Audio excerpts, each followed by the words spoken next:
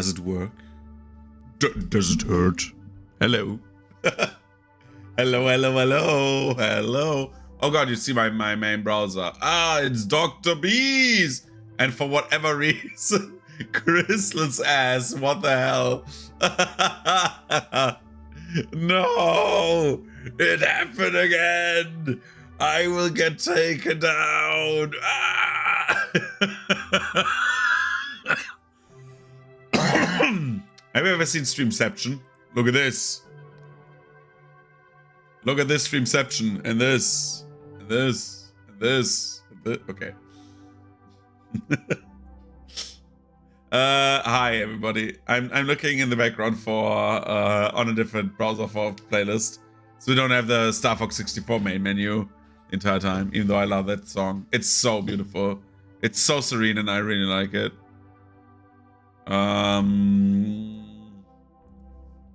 Royalty free.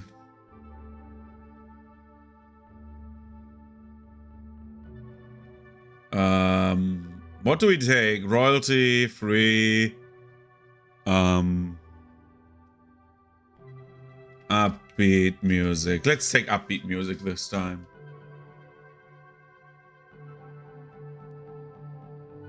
'80s synth wave.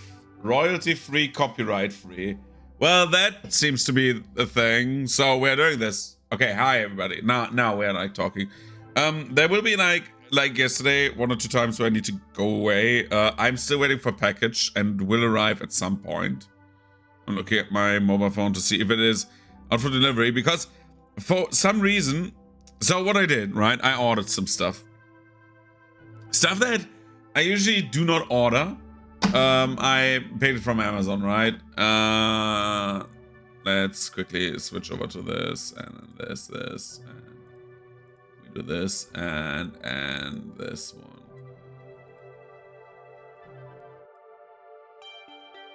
Okay, this is loud for me at least.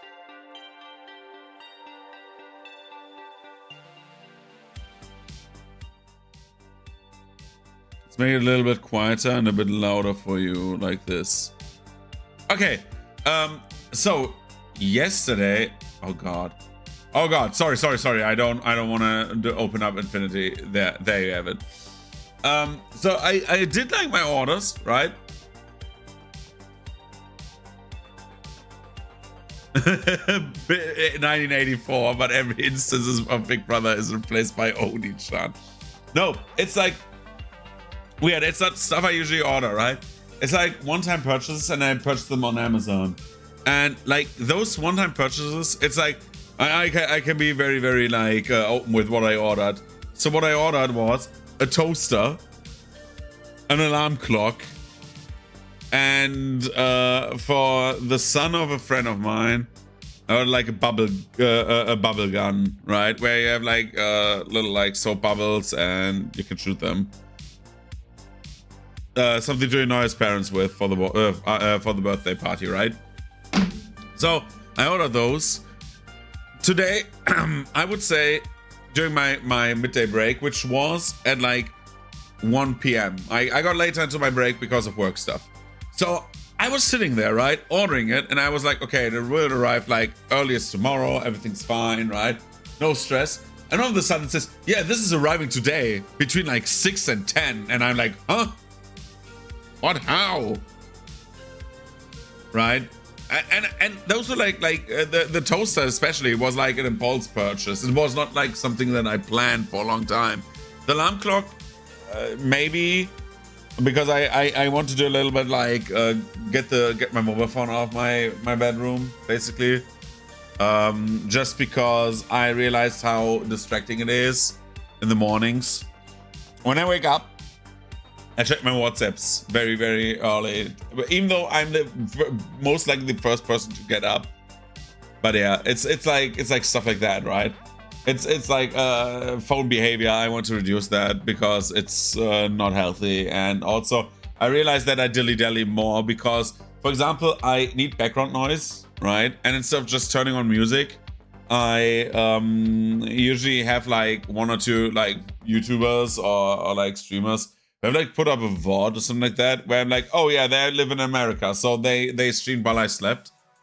And so yeah, it's like I put that on in the background, but that takes also a while, right? And then I have like talk and stuff like that. So instead of like listening to the radio or like news or something like that, I listen to like stuff, like literally like random stuff, and it's not that good, I feel like, especially since I again waste time. Like today I did not do that. I said, okay, I will put the phone. The only thing I did was like have the phone in the room, but said, okay, no, I need to force I will not put on any music. And I was like basically ready to go with coffee and everything in like 20 minutes today, instead of like half an hour to 40 minutes. It's like crazy how much time I saved. So like I was like, okay, I'm getting an alarm clock, which can sync up with your phone. So you have your phone alarms on that clock. And I'm like, oh yeah, I will try that one and see how this works out. It costs like 12 euros or something like that. Nothing much, but like if I don't want it, I just put it on a shelf and maybe someone find someone who wants it. But yeah, so these are coming today. So I will head off quickly to like get my package if the guy rings, because otherwise the next station where I can get my package, oh my god, I need to tell you about this. Everything, like every package station nearby where you can just pick up your package if you're not at home, has closed down. I don't know why. I do not know why. These are boxes. They are metal boxes that stand around, and there's nothing. I mean, nothing that around it, right? It's like, oh yeah, this is from DHL or something like that, and you can go pick it up, right? Very simple stuff. And they're all gone. Every one of them is gone. I haven't had that in like over a year that like it got there. No, I need to go to the next like small shitty store that has DHL, like besides like e-vapes and stuff like that, they have DHL package stuff. So I need to go there like a kilometer or two to get my package on the next day. I don't know why. Everything was easy when you had like these stations. Anyway, besides that, besides my little rant, how is everyone? Everyone doing fine? Oh, my magpie is saying hi. Hi, magpie. Yeah, eat those peanuts. Yo, there's a pigeon.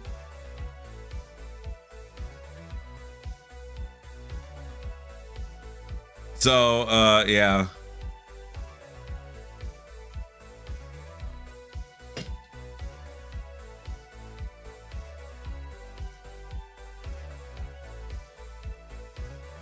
So today, we are looking for, or we're doing like a little bit of other stuff. So yesterday we talked about basically mainly a city, right? We created a bit of Haven, not everything, of course. We have not like a port folk. We don't have like how like structures in the city. Like we have like basically the general concept.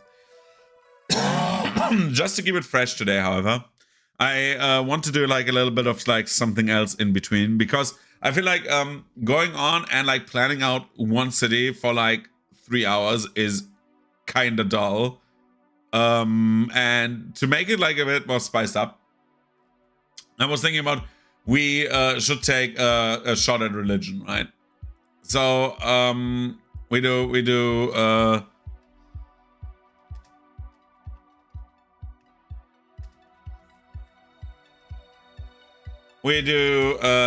everything to make bro, I wanted to delete this entire thing. Can you please die? How do I get rid of this? Ah, no, this. Okay, I want to do like a little bit of like excursion, and we're going into a little bit of religion. Religion and culture is what we are doing. So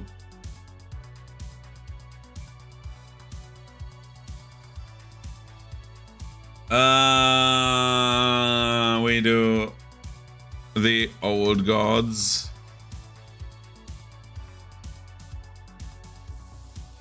We keep those, at the time. I should not have like deleted everything. I just want to delete the German stuff. Just so we have that, and we have the I call it the world philosophy, but I want to call it the unity.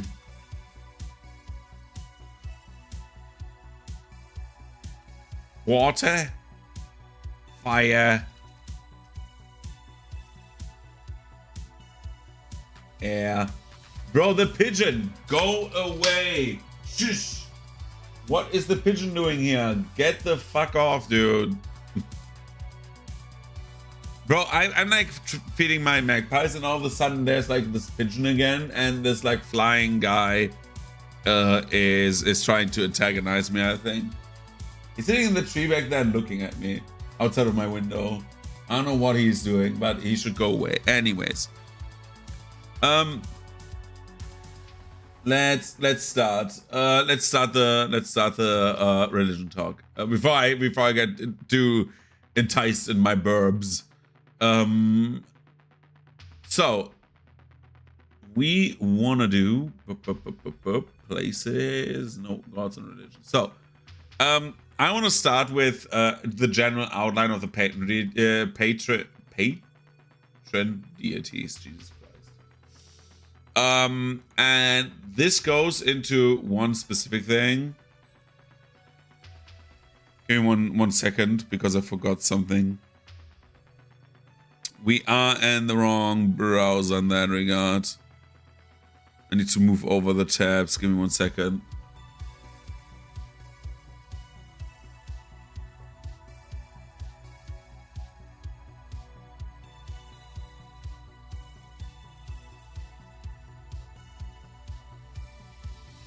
Okay. Everything's fine. Now we're in the right browser. I don't need you to see my browsing history. That would be like a bit stupid. So we go into Archives of Nethys. So why do we go to Archives of Nethys? So again, since our entire thing is based on Pathfinder, we should take Pathfinder deities, how they are split up gameplay wise, right? And now we take this list, which is a beautiful list. A very, very beautiful list, because it's way too long. It's way too long. We don't do the Pantheon thing. We need to go up to favorite weapon, right? And for all intents and purposes, I put the favorite weapon thing on the second monitor just to make the table again. And I will not see chat for a few seconds. So behave. Because if you don't, I will be sad and angry. So what do we want? We want 1, 2, 3, 4, 5, 6, 7, 8, 9. We want 9 spaces.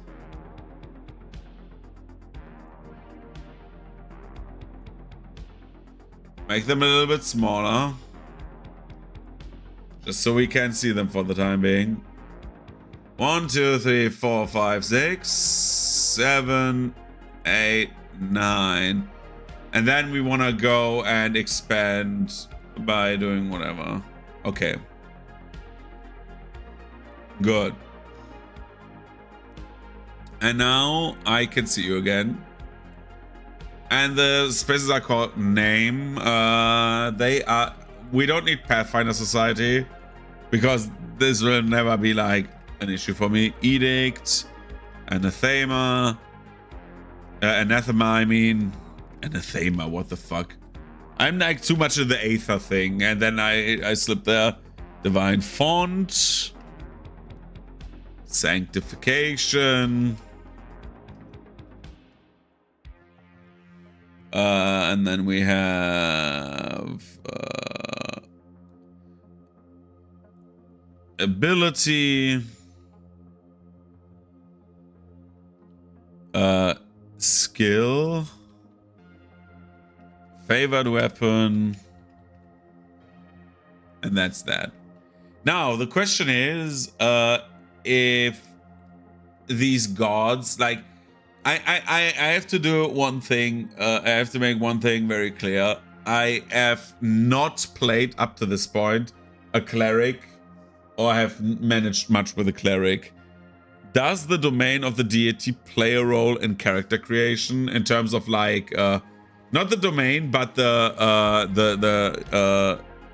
say the skill or the ability? Are there like skills or like feats where that increases? Okay, there's no, like, they are actually like dead things, right? They're just flavor. Like the favorite weapon, I know that there's like the skill with the you gain train proficiency in the deity skill. Okay, that makes sense. But the ability does not, like, it's not like that your class ability is a choice between those that your deity gives you, right? Because like usually for classes, it's like your certain skill, right? And for clerics, I would assume it's like wisdom that you get guaranteed.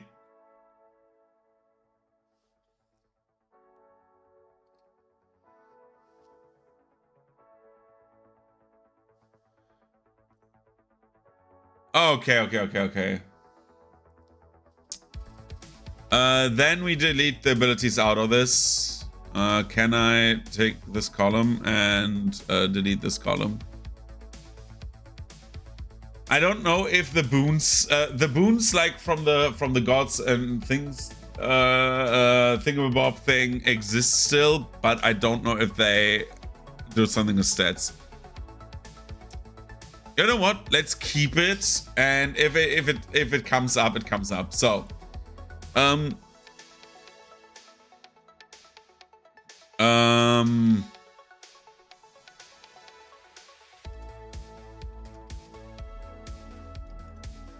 so we have Elecitries, patron of the elves. We have Saint Amatus,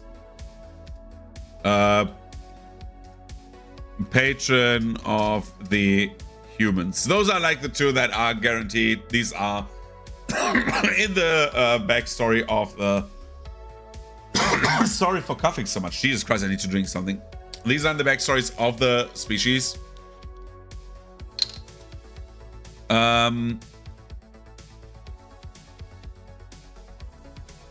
And we should start with everyone's edict and anathema. The domains is so hard for me because there's so many, right?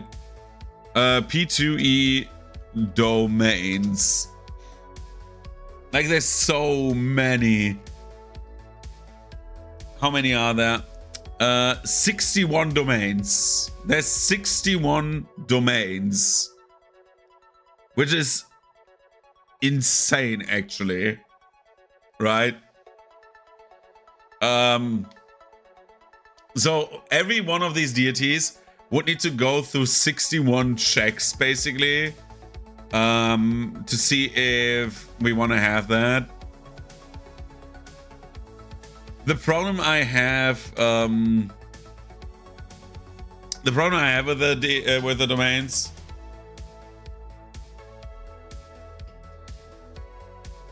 yeah, but I think, yeah, but like for the time, well, PF2 has like way less. No, it does not, right? PF2 is now closer to its 10th anniversary, right? Which is insane, which is also like crazy, actually. But yeah, so if so we go through the domains one after the other at some point, and just like when we have the gods, we go, okay, this is the first one, bam, bam, bam, bam, those have these, right?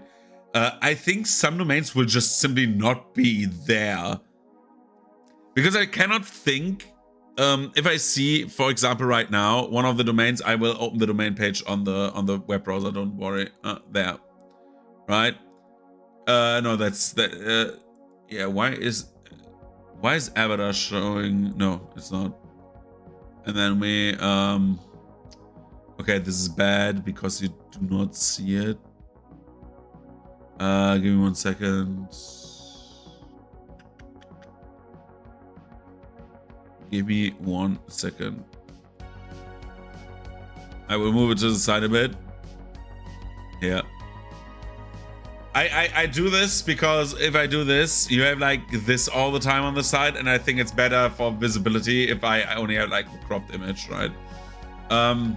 So, for example, abomination, right? It's like so many, like, you seek to instill abhorrence and horror in those around you. Not many normal deities do have that, right? Same with like disorientation, right? There's like some that just don't come up normally, and I would not think, I actually would not think, maybe I'm not creative enough, maybe I'm an uncreative swine, but like disorientation, dude, I've never heard a person in my life say, wow, you know what cleric I want to be? Disorientation sounds really cool. Right? I am the disorientation, like what the god that speaks to me, the disorientation god, right? Like there's like not many that you have, like Naga, okay, that makes sense, like as like a belief system around your thing. Nothingness makes so much sense. But then you have like Swarm. Well, Swarm like bug goddesses and gods, right? But yeah. Many of the other things like indulgence, okay? It's like indulgence seems to me like more like a Seven Deadly Sins thing, right?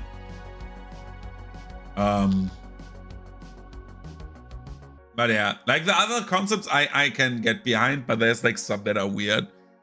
Same as like I know that Abada has that, but cities is always like bizarre to me, because cities is such a weird concept to have a god over. But then again, I'm talking about like anything can be a god, right? I mean, like the sun can be a god or something like that. Anyway, moving this back to where it should be. Like this. Okay.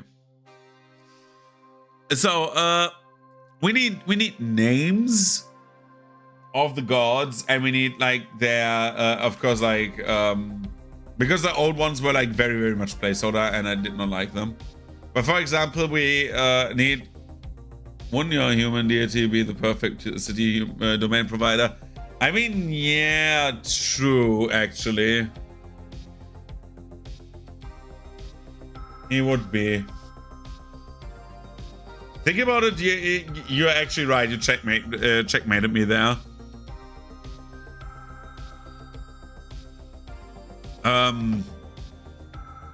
So let's make patron deities of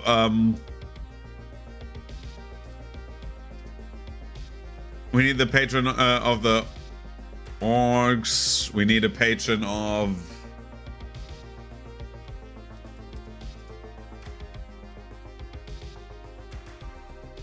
we need a patron of the dwarves, right? And then we need definitely a patron of the automatons, right? We need definitely those, and like every other species that pops up, like every other like civilization that pops up, we need to give it like a patron deity, right? Like this belief is basically, I should write it and like keywords I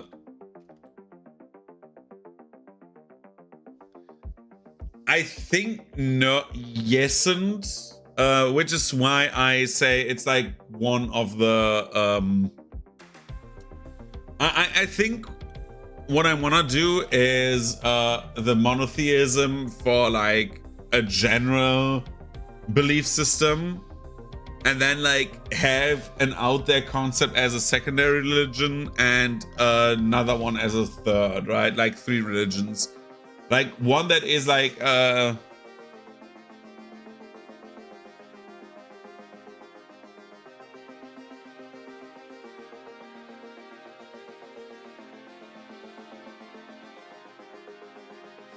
that is like the question if all of these have their own Satan, right? Because I was like thinking like the patron deities, since like we have 2 gods that were that I have written into the lore, with like Alessitries basically punishing the elves for dabbling in vampirism and becoming vampires.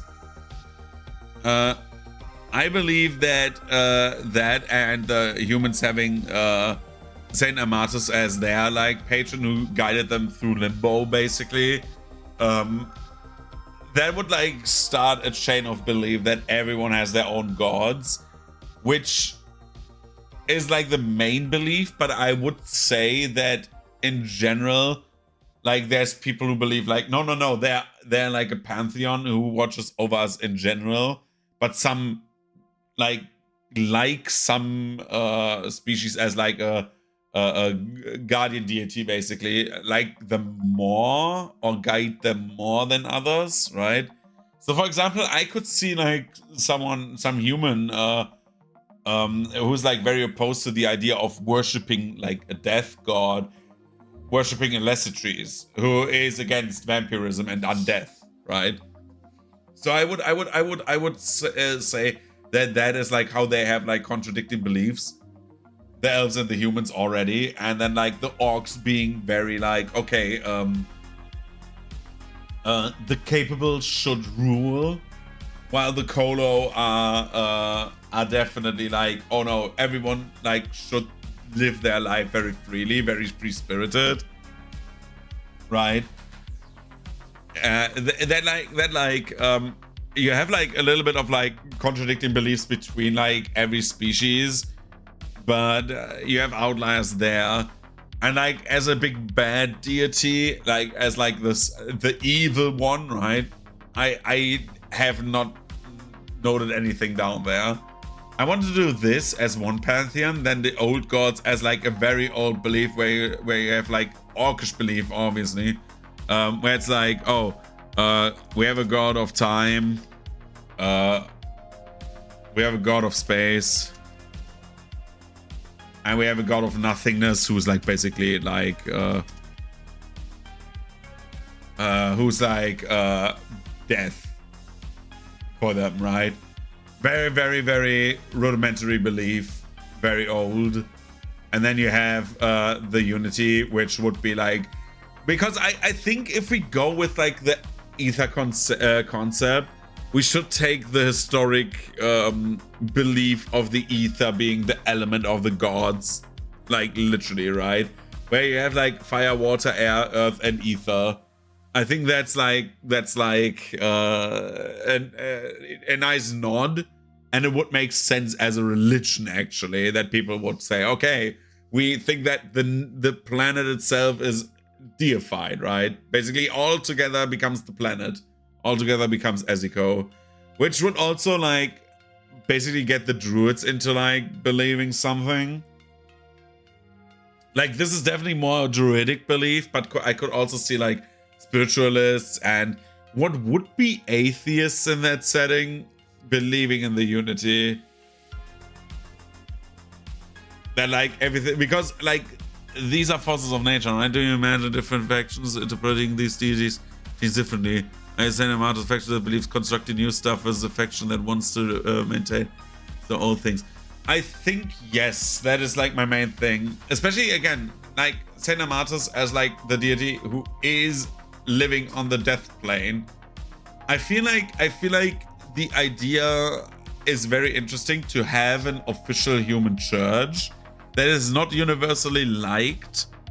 Not in terms of like, oh, they are oppressors, but they are basically a legal death cult, right? They're like, oh yeah, the Grim Reaper is our god. Death is not that bad. maybe dying is also an option, right? Like basically like a very, very well, not extreme beliefs, but like zealotry a little bit, yes. In terms of like, oh, we take the teachings a bit too far. Our thanks that we survived from this guy is a bit too far. And like the other guys think, like another faction would think, oh no, we need to construct, we need to build. Like the deity gave us the task to rebuild and prove ourselves, right? Like a very different interpretation of what happened during the human pilgrimage from Heimat to Eziko, where like they say, one says, oh no, the important thing is the task, and the other people think, well, what that guy like basically represents is more important. While maybe a third faction could also think, sub-church, what you said with like the old things. Oh no, he saved us so we can restore the old world that we lost from our human age, right?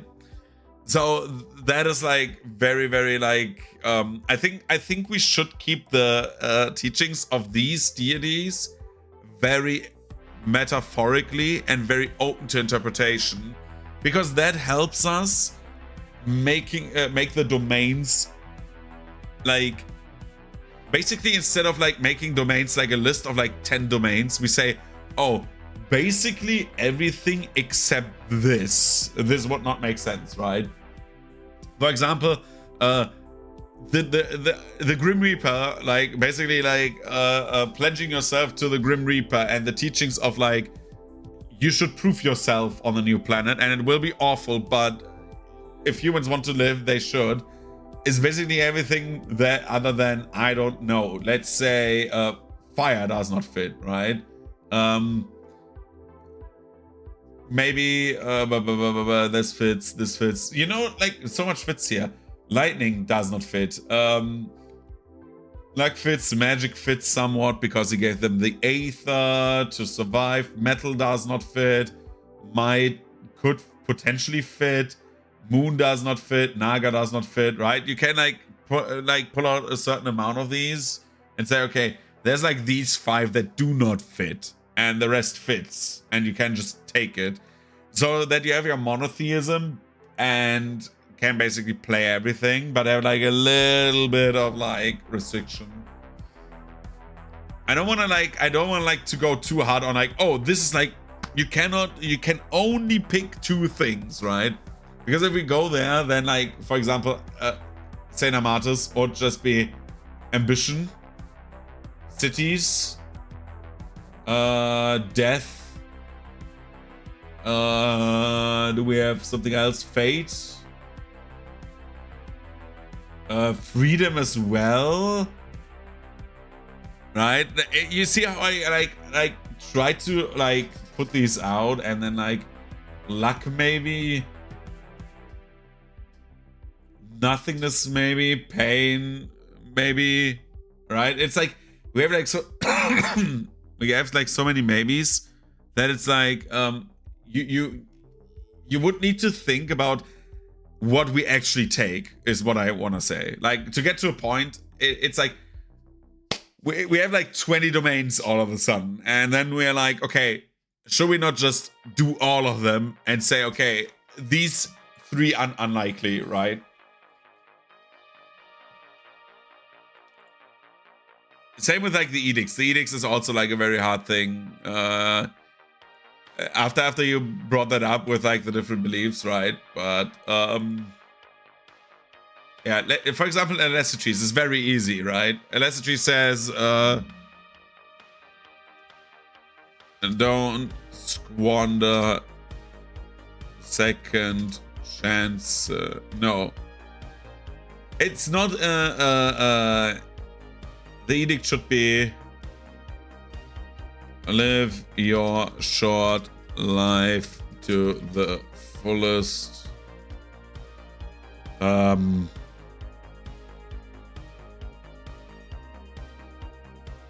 Create new things. This is like the basic stuff, right? Because again, the elves in this settings live to 50 years, then they get vampirism, then they die. It's like very, very easy. At least like on like the lifespan thing. They cannot live longer than 50 years. They get cursed with vampirism instantly and croak. So anathema is don't become a vampire, very easy. Don't dabble in immortality, right?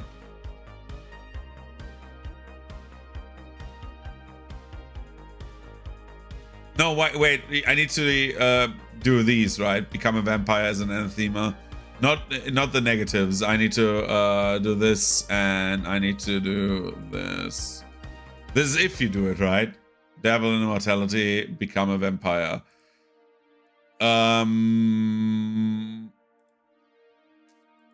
Then we do definitely whole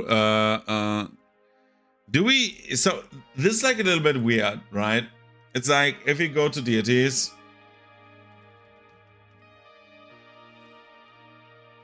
it's a bit bizarre, but it makes sense. Anathemas, right? Opposite of the edicts, anathema, yeah, you cannot do that, otherwise you get hit. Pantheons, no. Where is it? Setting, domains, no. Fuck. Setting, deities, okay. So, what is going on here is you have like the divine font, right? You have heal, harm, heal, harm, heal, harm, harm. That makes sense. And then you have like can choose holy or unholy, and then can choose such this and that, and then must choose, right? So for me, it's like you can either be neutral, can be neutral or holy or unholy, depending on when what is the thing, and then like must choose is you have to have that. So basically, that's how I understand it. So basically, if it says can choose holy, I can be neutral or holy, but if it says must choose holy, I need to be holy, right? So with that all in mind, what is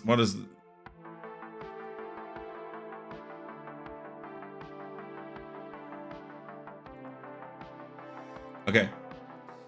With all of that in mind, very much all of that in mind, we do the following.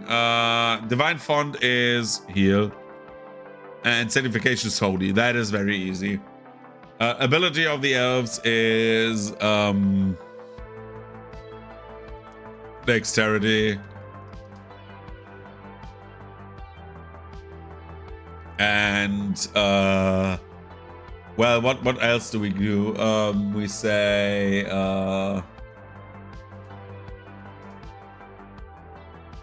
not constitution, right? Maybe intelligence. Yeah, wisdom. Wisdom is very fitting. Wisdom. Skill would be definitely if they have to do this, it would be nature, right? Or medicine, maybe? I keep that in brackets. And for the favorite weapon, I would take, for the elves, I would take something more elegant, more dexterous. So, the favorite weapon, right? Rapier, right? I was thinking of the same, rapier. So, Saint Amatus, favorite weapon, easy, scythe.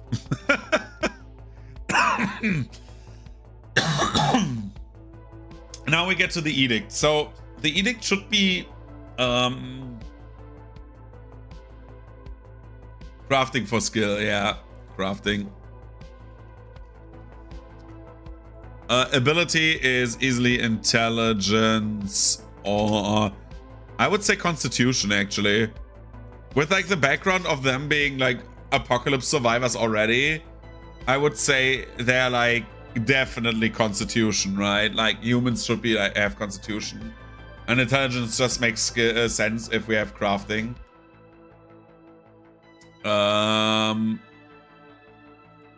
Sanctification. We have can choose.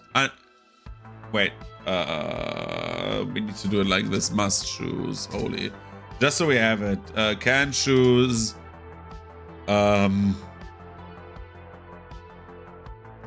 Definitely unholy. I'm not sure if we should give humans the access to holy as well.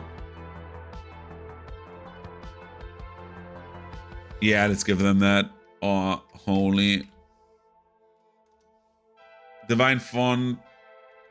Heal or harm. Again, domains we do later. Okay, we have anathemas and edicts. Edicts should be definitely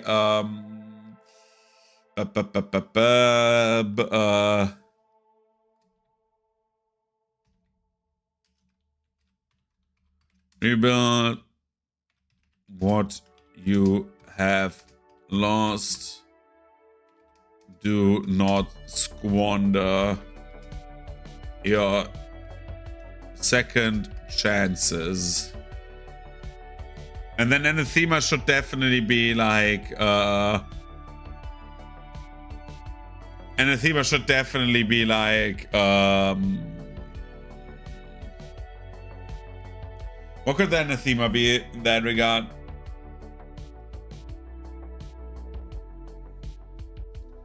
I think one of them should be respectless. Yeah, do not recklessly throw your life away. And also do not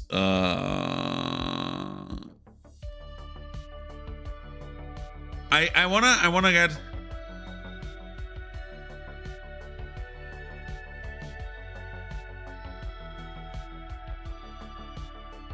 yeah.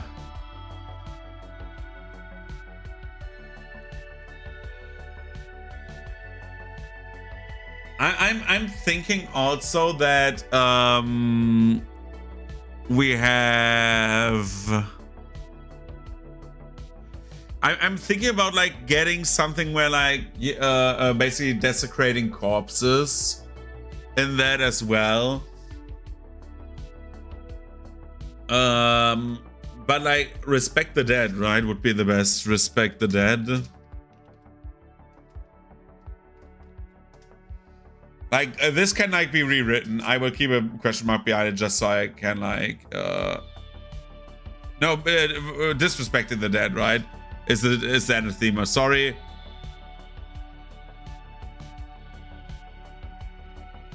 Disrespecting those who came before you. Okay. And we can put here respect those who came before you, and then we have that as well.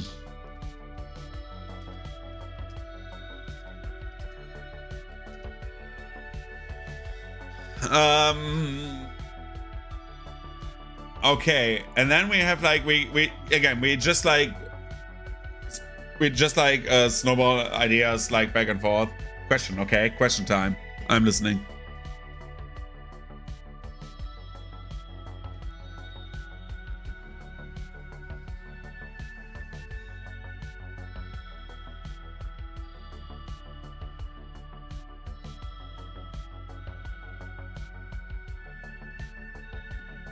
If Sam is also against undead.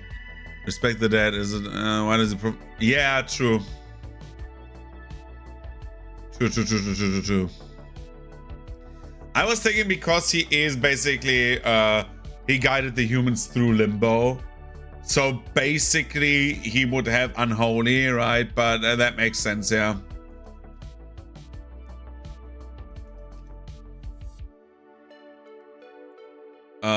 You're absolutely right.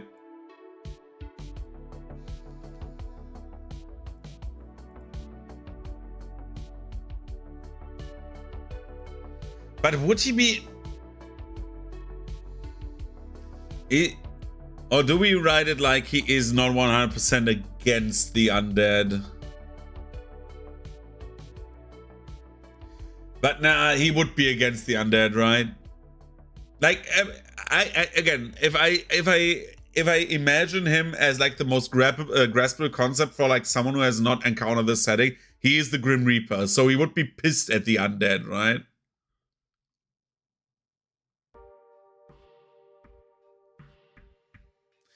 You know what? I have an idea.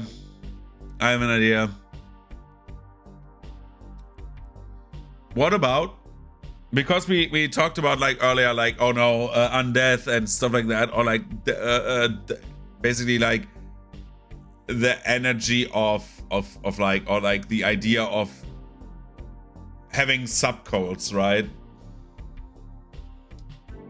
Why are you not instantly... Why? Oh, my guard is off.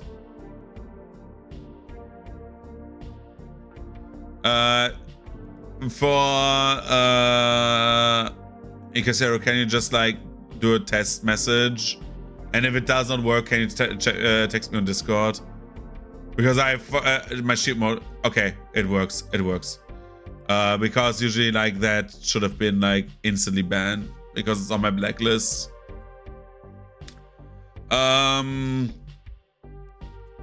So talking about like what about do we include the cults in this list, or do we leave them out and say, okay, this is like something lore specific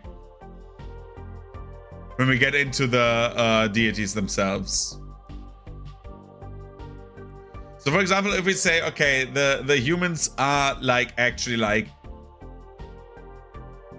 So the problem I have right now is to explain what I'm struggling with right now is, if we say humans do worship like the idea of martyrdom, of like death and like that, and they have like a worship of that, right? Well, the elves hate that. They got like hit hard in the head for doing that shit.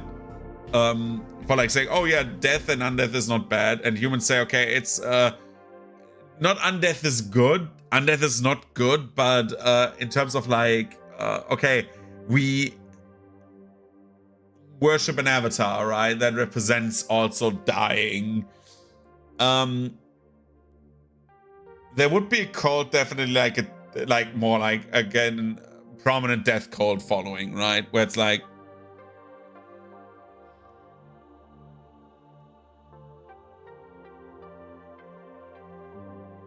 yeah, survive would be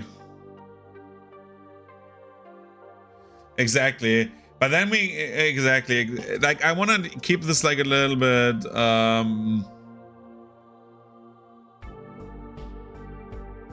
keep it open, because I'm thinking about like, I can see the equivalent of what would be the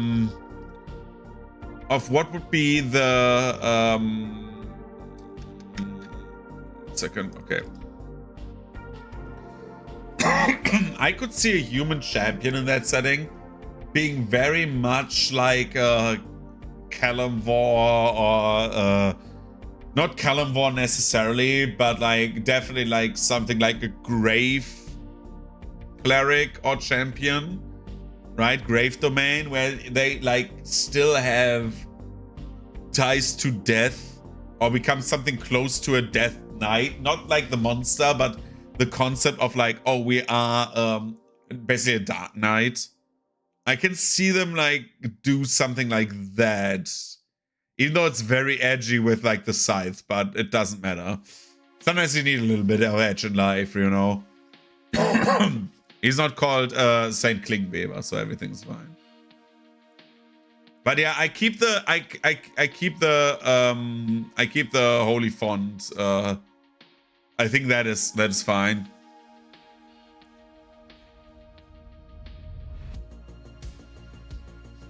And we keep, first of all, we keep it like this for the time being.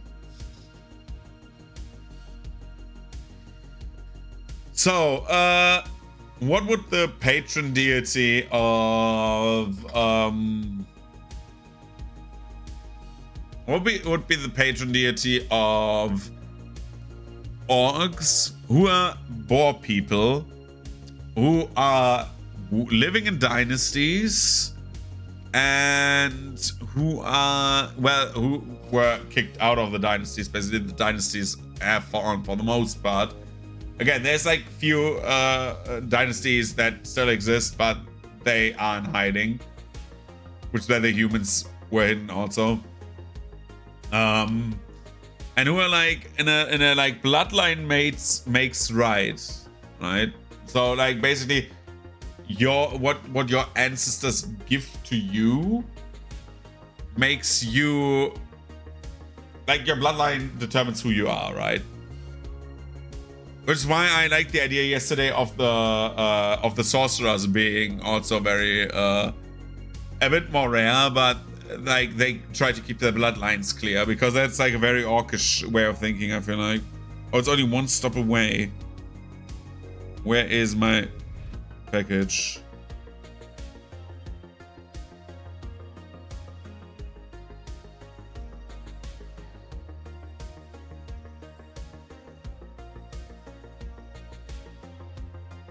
One second, I need to see where it is. Okay, my package is apparently one stop away. I'm interested.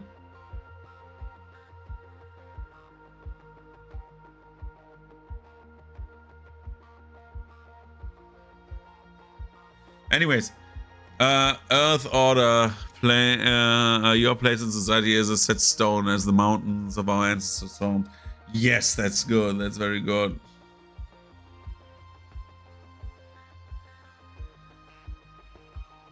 Yeah, this is... I will put that into the domains. Earth Order. And then we keep the your place in society as set stone as the mountains. Oh.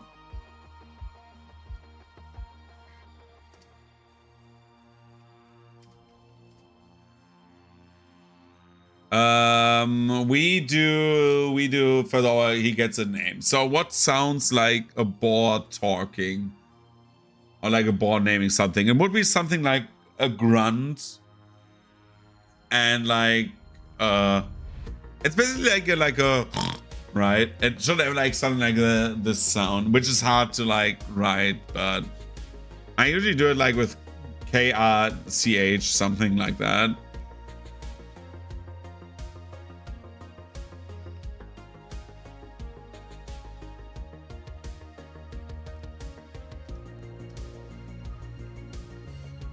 This looks like cord chalk, which is bad.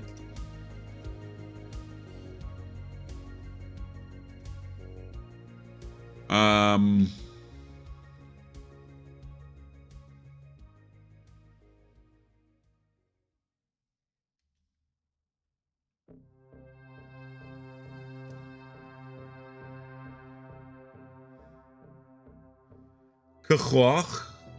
Does that sound like something a pig man would say, or pig lady would say? I need to be careful, because like the old gods are all... I could take one of these actually.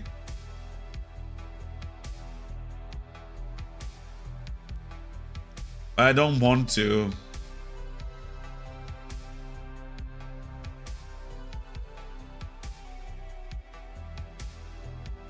That sounds like something you will hate yourself for 10 minutes into the orc chapter of your campaign. Yeah. That's a thing.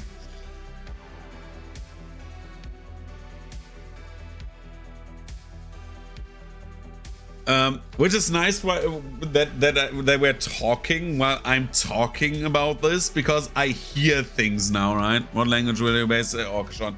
I actually have not a 100% based clue, because I've done like language, but fantasy so often I don't want to wear it out at the moment, which is a bit hard. But yeah, I was thinking about like something like maybe like something African, where like they use like clicks and stuff like that a bit more, but I want to have like a bit of like throat instead of clicking, you know what I mean? Like there's like languages that are like have like tongue clicks, and I think that is like a very good inspiration for a species that has like a very nasally appearance already with like the ball-like thing. So I would love to have like a little bit of like that, but I'm not 100% sure.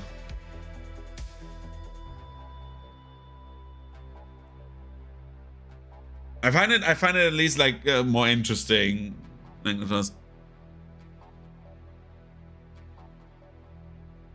I would think their patron deity would be something like a mother or father figure. Yeah, I don't know what gender I would give that character or thing, because I want to have like something where like the orcs themselves say, okay, we all are coming from our god, but some are just like a little bit more deific than others, right?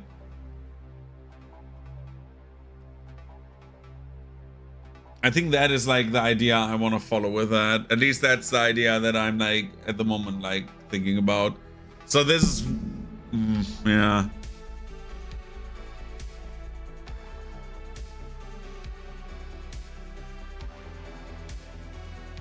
The problem is if I go with like something like Kroch, right? It's like I know what it sounds like, what it will end up as, especially at our table.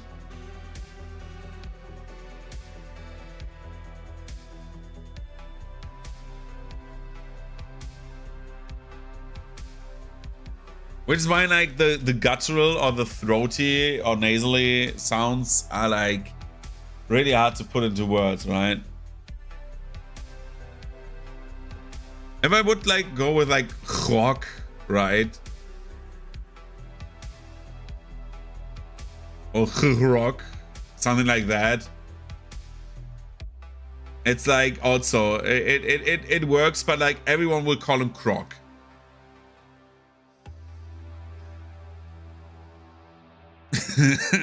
It's like this guy's Croc, right? So this is also a bad idea. If we call him Hork, he will be Dork or something like that. That's like so I would go away from that, right? Maybe we go with a different name because we're in a new space of the orcs. Because again, like many orcs think still like they're better, but some of them, like the orcs, have also had a civil war where they rebelled against each other. So, which is the Heritage War, which like was about taking down the dynasty. Please consider the top optics in orc pigment.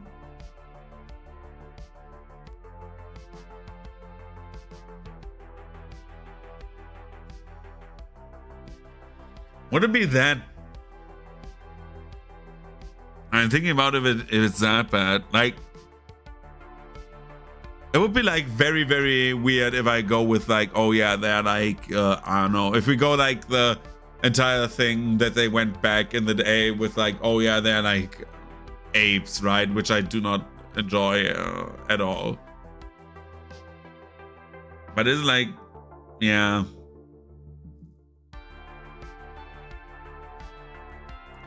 I was thinking about like what happened if the Zulu or whatever like took over basically Europe, like basically the world, right? But yeah, you're absolutely right.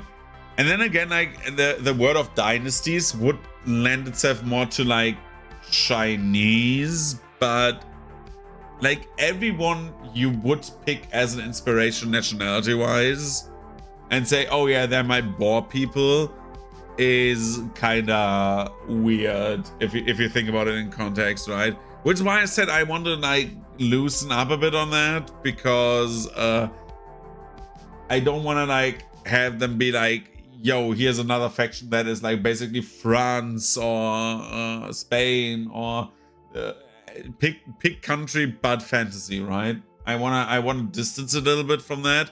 You can never, because we're human and we take concepts that we know. So yeah, I would probably go away from the African thing, and I don't want to go into that Chinese thing where it's like, oh, they have dynasties. China, right? Instantly China, ancient China, dynasties. Yeah, dynasty warriors. Yeah, right. No. Back on topic. The orcs maybe have a pair of siblings as their patron deity. That would be interesting. I was thinking about that for actually. Originally, I was thinking about that for the goblins and the gnomes because they're dead. they have all died. Exactly. Like this is yeah.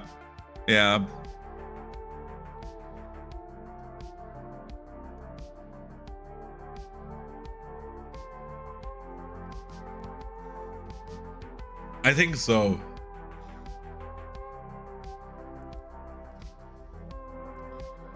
You know what? I will make up names now, and we will rewrite them if we need to. We call them Eloch and no.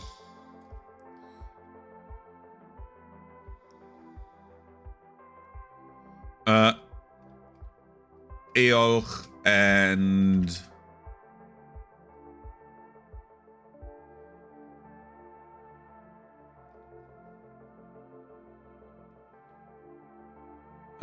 Miara. I think that is like the best I come up with right now, because I saw Eloch and I was like, yeah, Eloch, and then I was like, no, we are German. And I'm like, no, and then Elon and stuff like that. No. So we take Eolch and Miara, patron deities,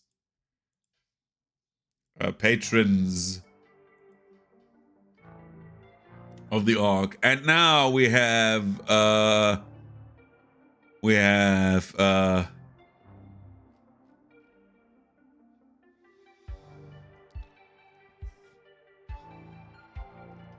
respect your bloodline should be something, and family. Then we do the second one. We take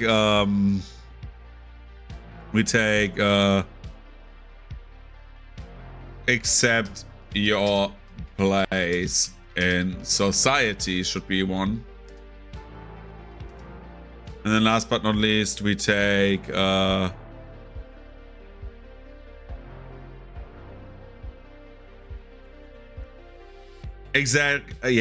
way better put respect your family. Okay, respect your family, maintain your bloodline, accept your lot in life. And then we go to the next one, and the thema. So we should definitely say leave your family.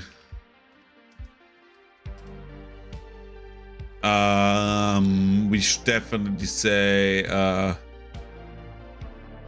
I don't want to do the next one, but it just makes sense. I will write it down and we will edit it as best as we can, right?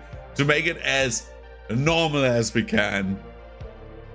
So please do not take this like seriously or as a reflection of what I think. I would say that beforehand, because again, this is a work of fiction. This is not my opinion, right? But it would be 100%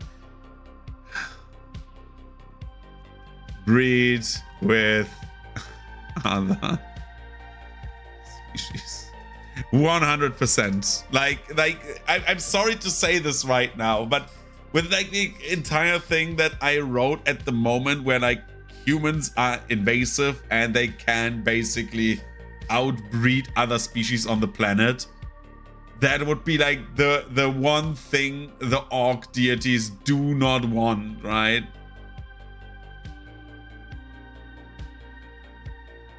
They're like, no, this is like the order, right?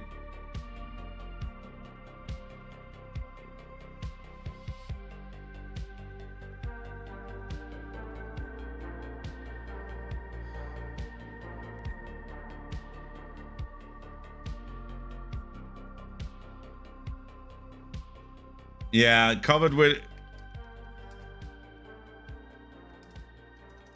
cover that which is beyond your reach. Breed true. Would it not be untrue in that case, right? Yeah, station is better. Station is better. I like that the orcs have become like the entire idea of like world dominating dynasties that have fallen apart and are like, okay, this is like that. Most of these orcs who like got into society basically became like, okay, you need to like things always have been, right? Very, very, very conservative in that regard. Things are like they are. You have to just accept them, right? But like, breed true would be like, is it? Am I mistaken? Isn't breed true like you do what they want from you?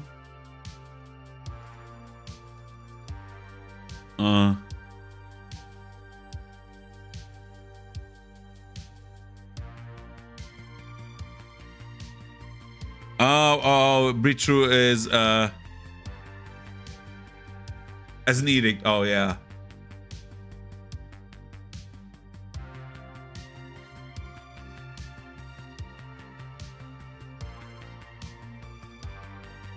Yeah, this works better as an edict. Sounds way better.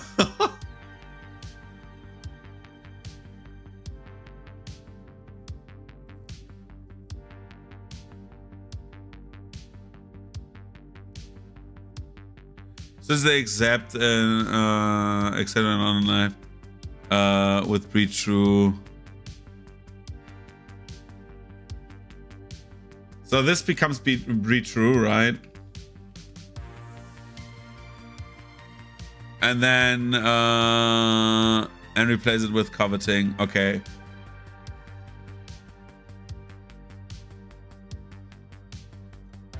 Oh, what do you mean right now? Yeah, I want to keep it balanced, to keep them symmetrical. What do you mean with like the second part of your sentence? Like the replace it with coveting.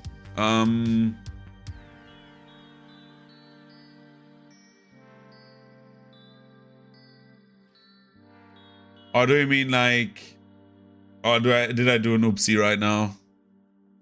Do what you did there. Okay. Okay, I did.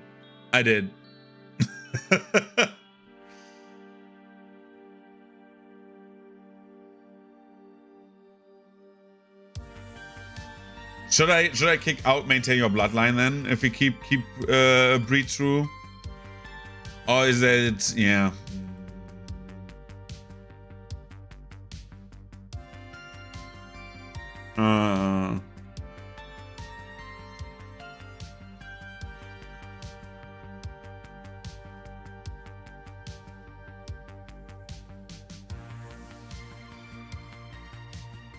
I think they would be very chill with that. Because due to them having had dynasties and being the dominant species on the play, no. This they would like, I don't want to make them like the barbarians again, but yeah, one second. BRB.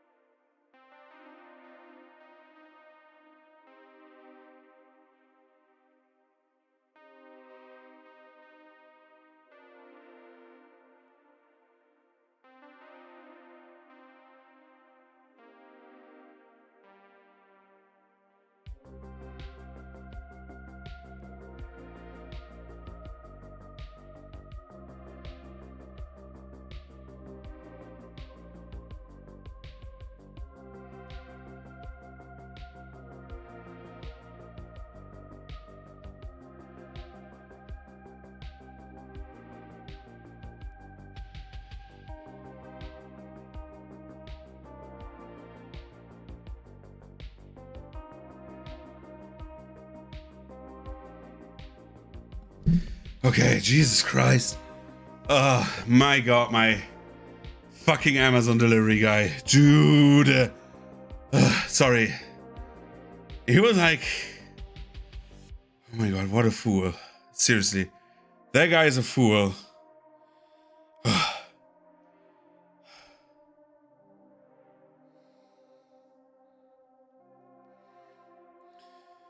Just doing one thing.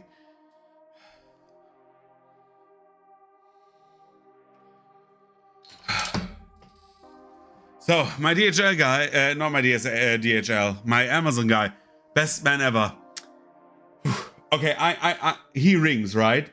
I get up from my chair. When he started ringing, I got up from my chair and muted myself, right? Then I went to the doorbell, and in that time, from between my table to my door, which is like 6 steps, 7 steps, he rang 3 times. Then I let him in. He screamed like a madman, "Here's your delivery! I need to go now!" and ran away. What? What the fuck? Like a madman, actually. Like he actually screamed. He was so loud. Like literally, it was like he was standing behind me, and I'm not even kidding. Anyway, to get back to the orcs, right? I think we should give them the anathema that in general,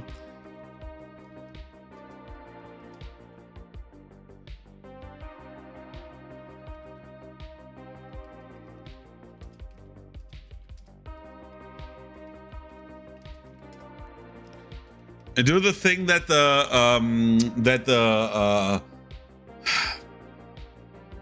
the evil champions get, which is like you need to, if you kill an enemy which you could subjugate, that is like a bad thing, right? Because the orcs with like their dynasties and like actually enslaving many people and like species before the heritage wars would be like a thing that, well, in theory, like the deities would like, right? Especially like with the order and stuff like that. So we take that.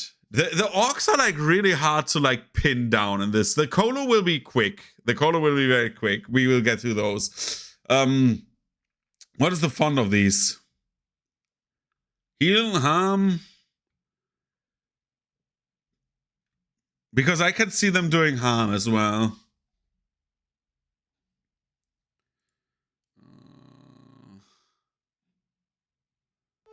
Yeah, exactly.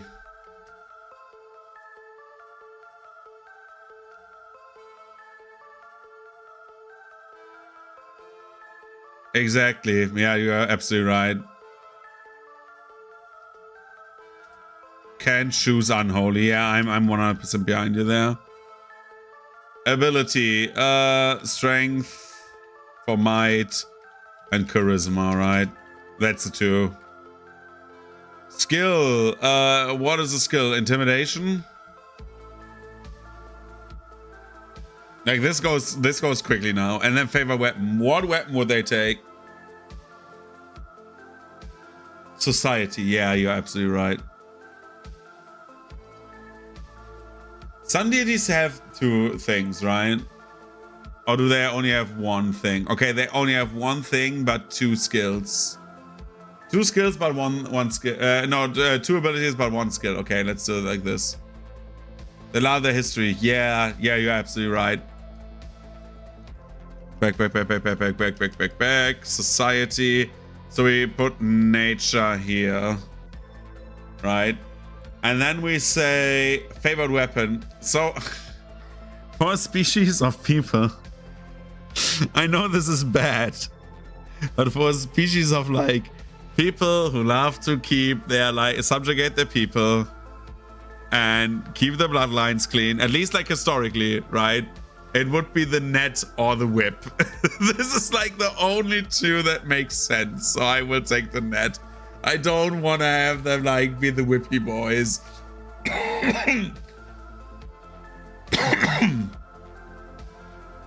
Okay.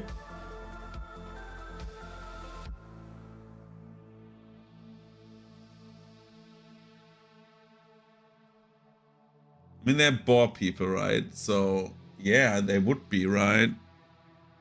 I like pigs. I like pigs. Should we take pigs? Pigs are good. Also very, very funny, very funny, wordplay here, right? Just realizing that.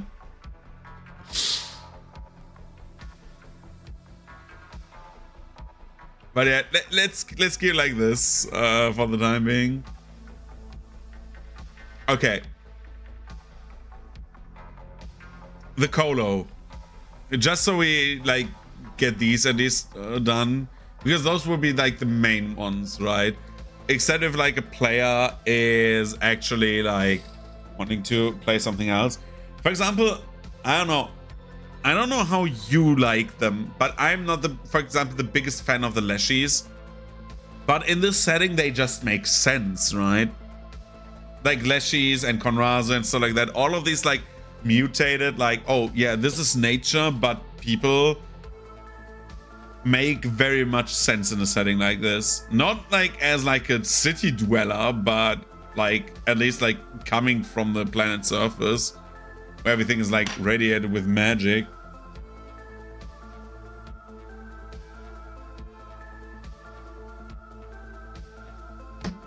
Let's see how long my playlist, by the way, is still, because it was like only like a certain. Oh, we're like, Jesus Christ, we're like 1.5 hours already in, dude. The time flies. Holy shit. The patron of the Colo, right? Patron of the Colo makes the most sense with like, so to get back where the Colo come from, Colo were gnolls when they were subjugated by the orcs.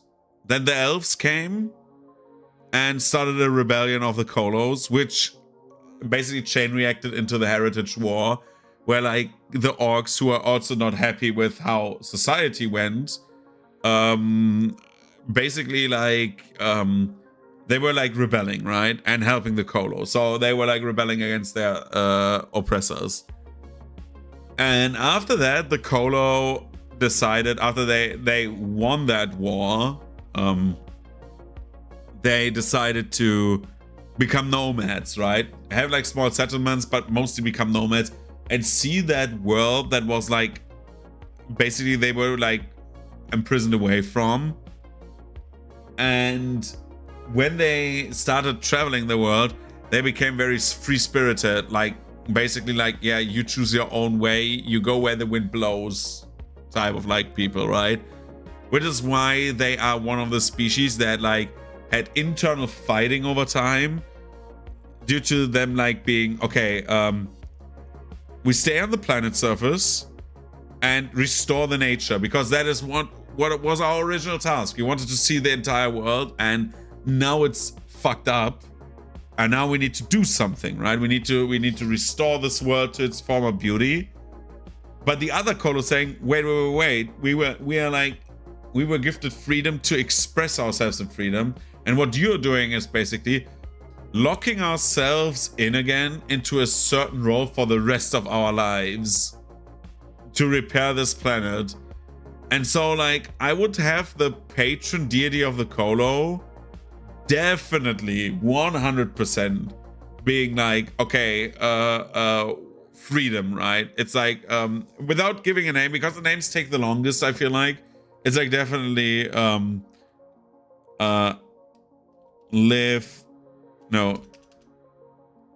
do your own choice. Make your own choices. Make your own choices.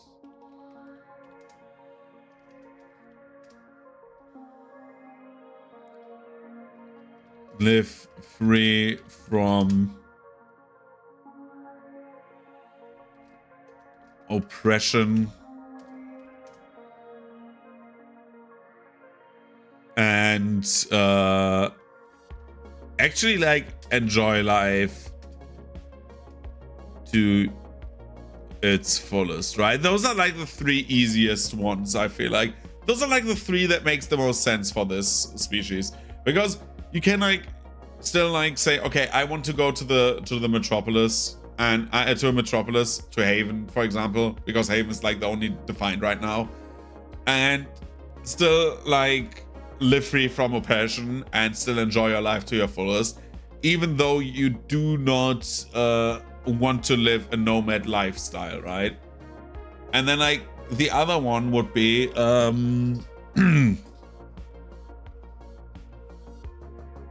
definitely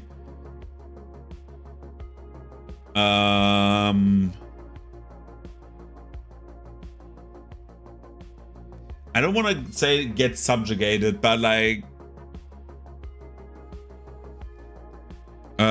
give in. Is it give in into oppression? Deny the choice of the choices of others. We would have also we would also have like destroy nature is like a big one. Because that would be like destroying or like taking away what others can experience. Submit to an oppression. Submit to an oppressor. I know we have them in like a random order. We, in theory, need to order them in like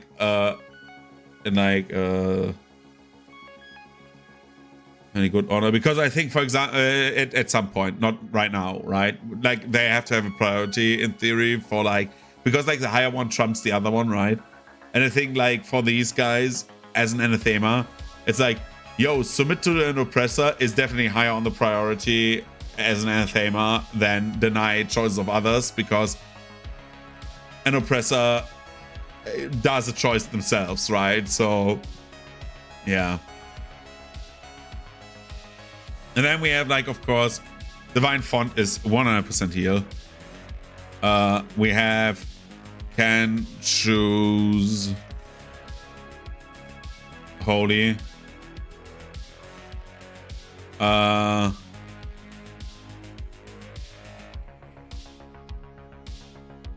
to choose Holy and Unholy? Makes sense, actually. Can choose Holy or Unholy. I think they should have the choice. Right. They should have the choice for choice's sake. You're absolutely right. What two abilities do we take? This cannot be an or. This needs to be comma.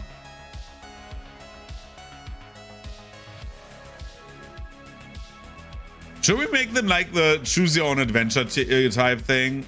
Any type and any? Like, should we like be lazy and say any?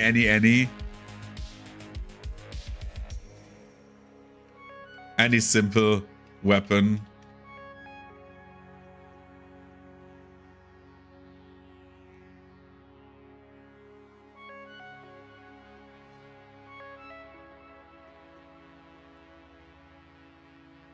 Any charisma and performance.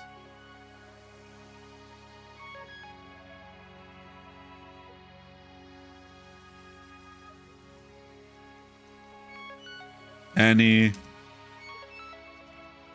charisma. Performance I see as well. Yeah, I see. Yeah, exactly. Especially like the so maybe con, charisma, and performance actually. Yeah, I see. Like I like the idea that they are like sense freaks right now, right? They want to experience stuff, which would be constitution, which would make it very interesting to have like a colo from the surface being like, yeah, I want to experience nature, and like a city colo can be like basically someone who's like crazy into like psychedelics as well, right? Like the extremes right now, right? Like like the lower rung of society colos would be like, oh yeah, dude, drugs, yeah. I could see that. What weapon do we give them as a divine weapon? What is like the divine weapon of the colo? What do these people do?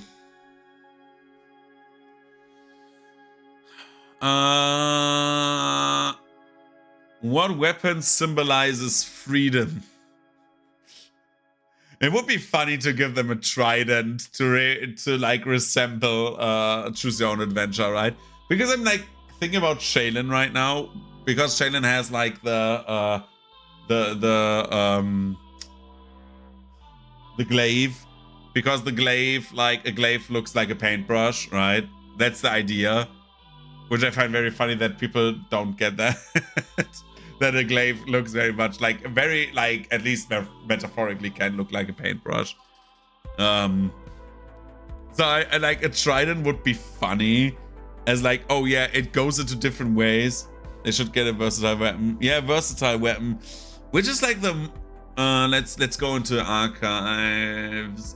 Is there a weapon that has versatile in everything? Versatile. I should not have gone here for this. I should go to equipment, all equipment, no weapons, equipment, weapons. And then we say, can we filter trades? Where was the filter? Show filter options. Trade. And then I want...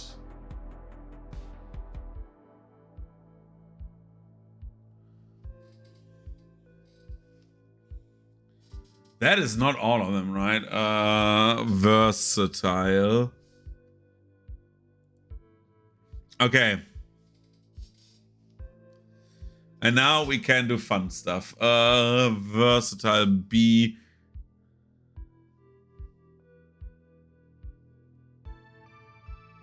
The Morning Star. Can the Morning Star do everything?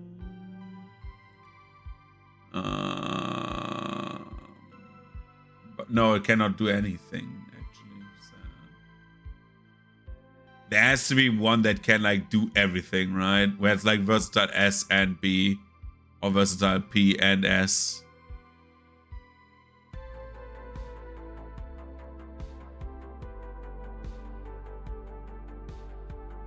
Versatile P, versatile S, B.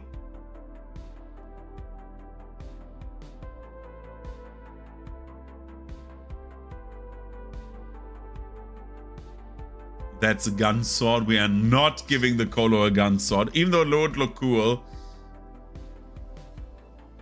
Modular. Is there like a modular? Oh, is there like modular weapons?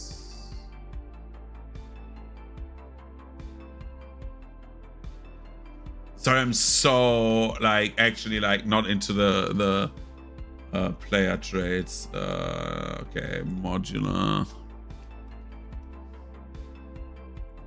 A modular weapon. What do we have? Bladed gauntlet, polytool, tricky pick, hand cannon, big boom, gun, spoon gun, door launcher. Okay. Switch scythe. What is the polytool?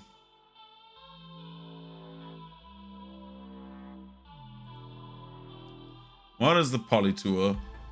The polytool is a small metal rod with a number of simple tools folded inside. The user can extend the long ceramic blade as well as an all flint, chisel, steel. Okay, it's a okay. It's a Swiss Army knife.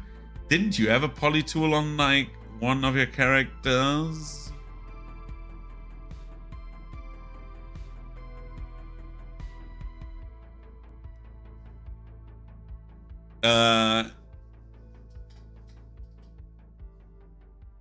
Should we give them the polytool? I like the idea of that. Giving them uncommon access to like this. Or the bladed gauntlet. I think both of them would be good.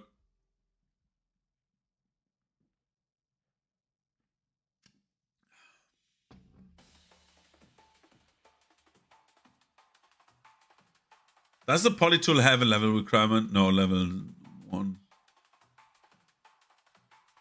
Let's go with that. I think that's not a bad idea. Polytool. It's at least like interesting, right? Again, name we can get into later. So dwarves. Dwarves are a bit hard because dwarves are one of the species I have defined the least up to this point. I do not even know how my dwarves 100% will look. So we know that the elves have like slightly feline features. Slightly, not much. They are distantly related to catfolk. Not like, they don't look like ubu cat girls. But like their sharp ears come from like cat heritage, and they have like a little more like feline aspects, like eyes and stuff like that. My dwarves, I do not know how I want my dwarves to look like if we keep them. I always thought about like to make them a little bit more special and to make them a bit more alien, because I hate that like so many species are like, yo, this is like a different sized human, right? Like dwarves are very different than humans, like starting with that. I don't want to have Elder Scrolls like where like everyone is like related. It's like, oh yeah, everyone is a mer. Everyone is a fucking mer except for humans because they're special, and Argonians, right? And maybe Khajiit. I don't even know if Khajiit are mer, but everyone else is related. Orcs, elves, blah blah blah. Now the question is, if we keep the dwarfs how they are, right? Doesn't matter. Like for the idea, it would not matter. Even if I always thought about like them being like bad people would be interesting, but then like we would need to do some other rulings and stuff, and it's way too difficult to like get into the rulings of an entire species, like of an entire heritage, and change everything, right?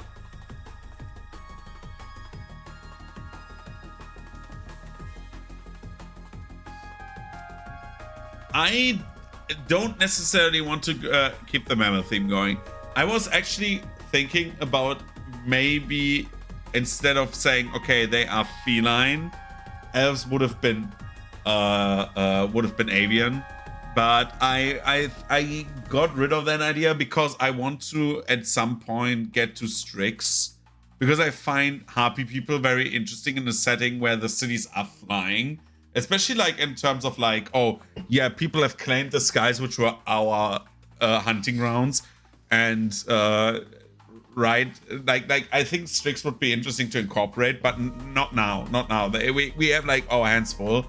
So I would say I could think about like dwarves being something else than mammals.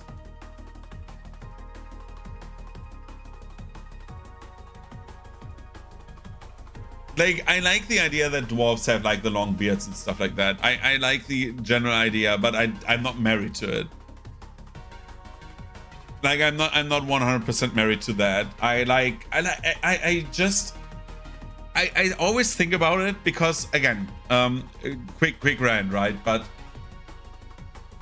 Tolkien-esque fantasy dominates everything, and there's so much good fantasy out there. When like, if there's not a dwarf, you ask yourself why, right? And it's like, okay, maybe you should have a dwarf, but the dwarfs are different. Not everything needs to be human, but differently shaped. I think that's like my main gripe I have with this. Like, not everything is evolutionary, like similar in a fantasy setting. I especially with like active gods and stuff like that, where they have like processes in like creating the world. Which is why I like the idea of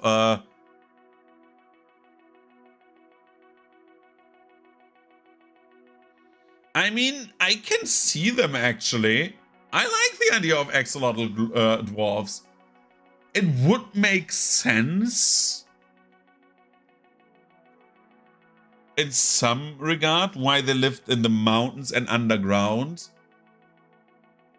The problem is the only thing I said with the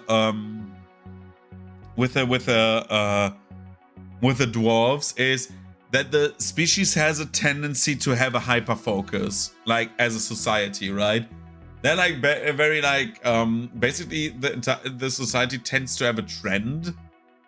I think that's like which is like a little bit of a hyper focus, right? To get into like the idea why they would be into like this entire like sci fantasy aetherpunk-esque stuff.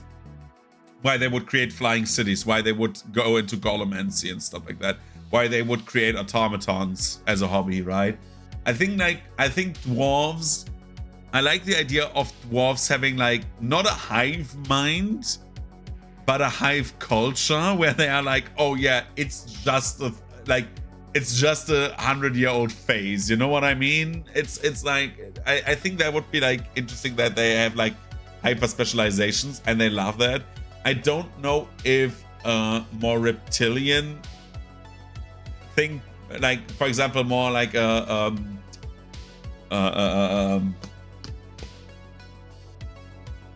any kind of lizard that has like I don't know, anything like something that can like actually change color or something like that. There's like so many animals, like so many fishes, lizards and stuff like that can change color. Exactly. So they do not strike me as the social animals as well. Even though I like reptiles, they are not very social, right? For fuck's sake, they eat each other just like because same with birds, by the way. Remember that every bird you see, well, not every bird, but like many birds or most birds are cannibals.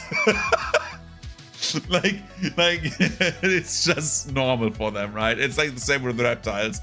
They're like so most often like cannibals. Axolotls, actually, I like the idea of like them being a little bit of like, oh okay, because I like them being like an oceanic species, just to have like a bit of diversity. They eat it in themselves. Okay.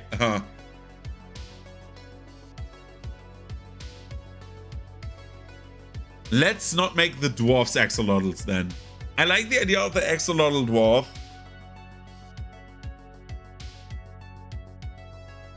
We keep that in mind right now. I know we're like maybe subspecies, right? We're going back. Let's go. Nope. The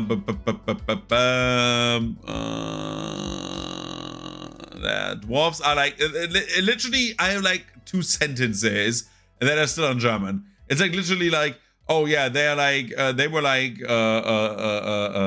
like craftsmen and miners, and they have like basically transformed themselves into machinists and architects, and many of them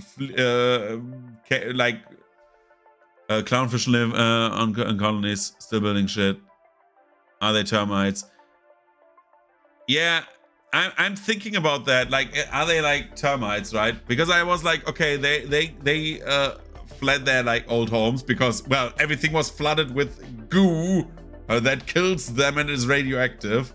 And then they were like the architects of the metropolis cities, right?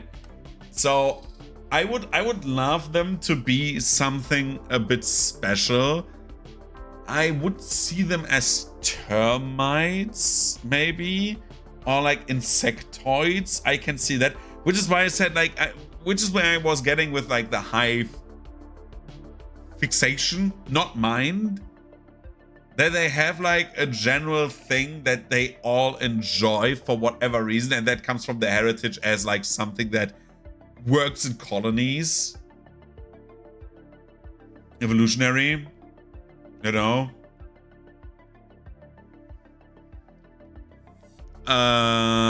quick side notes. I will do the abbreviated version of the text. Were miners and craftsmen fled homes during Aether flood. During Aether flood. And then we had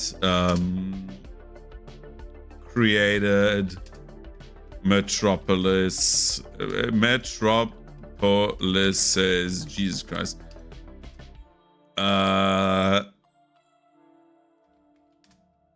Working mostly in architecture or engineering.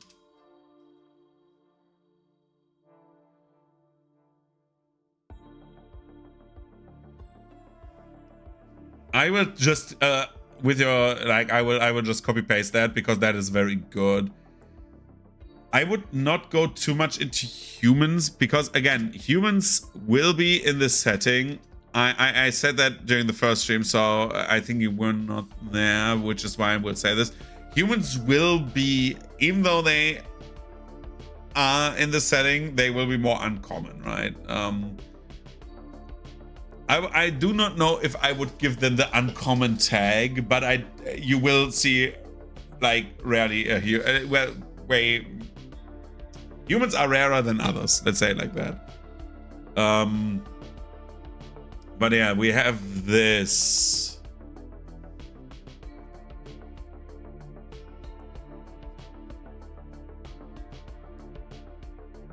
Because I think the elves will do like more research, right? The elves will like definitely do more research and stuff like that.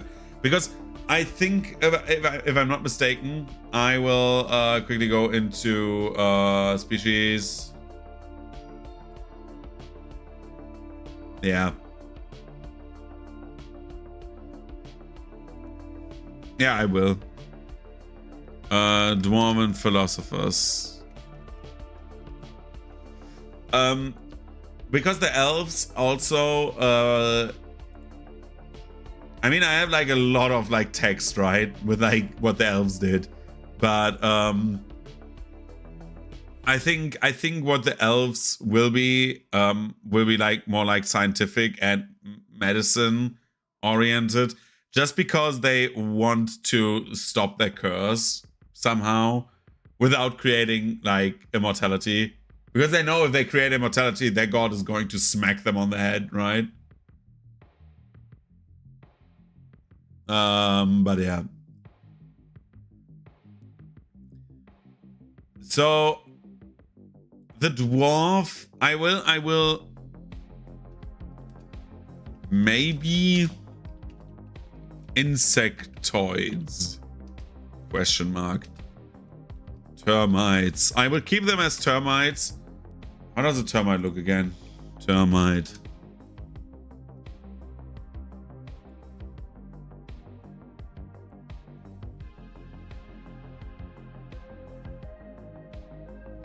Right.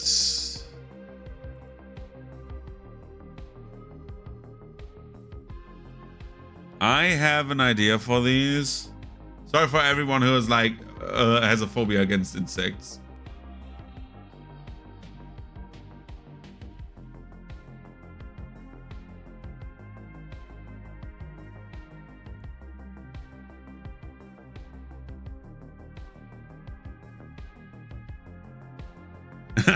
I swear I'm not trying to bully you, but we are finding a home for the small domain here. Yeah, no, it's fine. Again, the more domains we get, the better.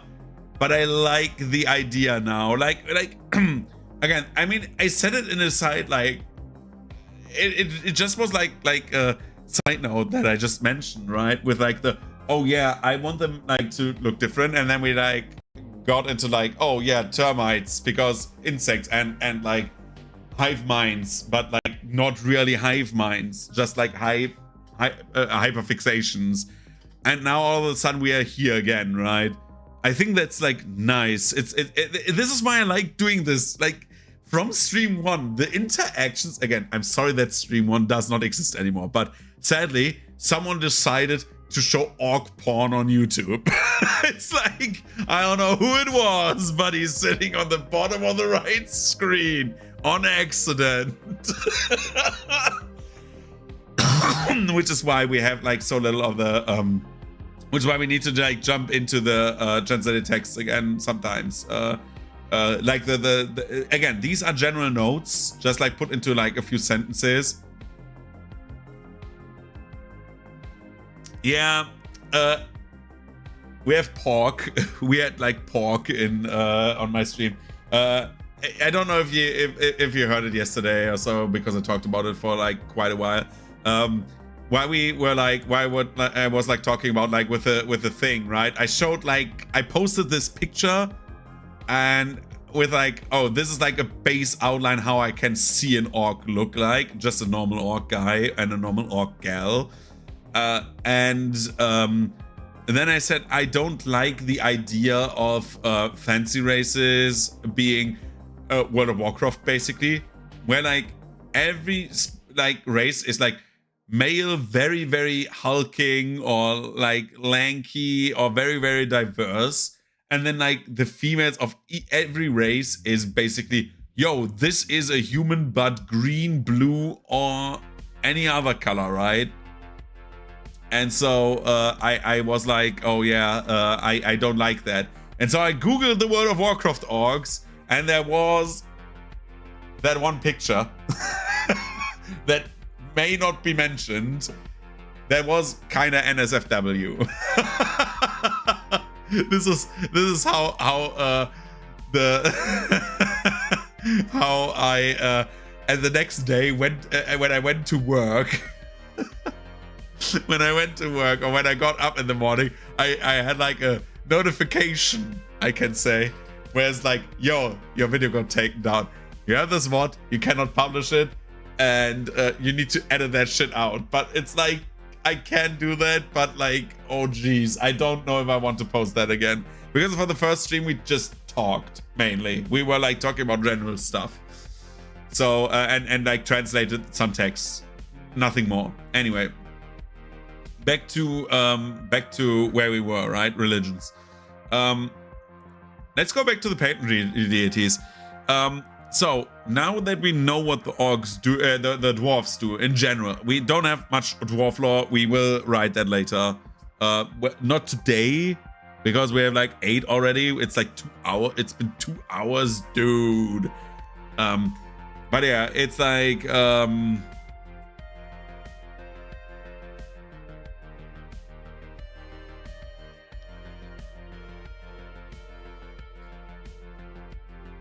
I could see the dwarf. I always go orcs.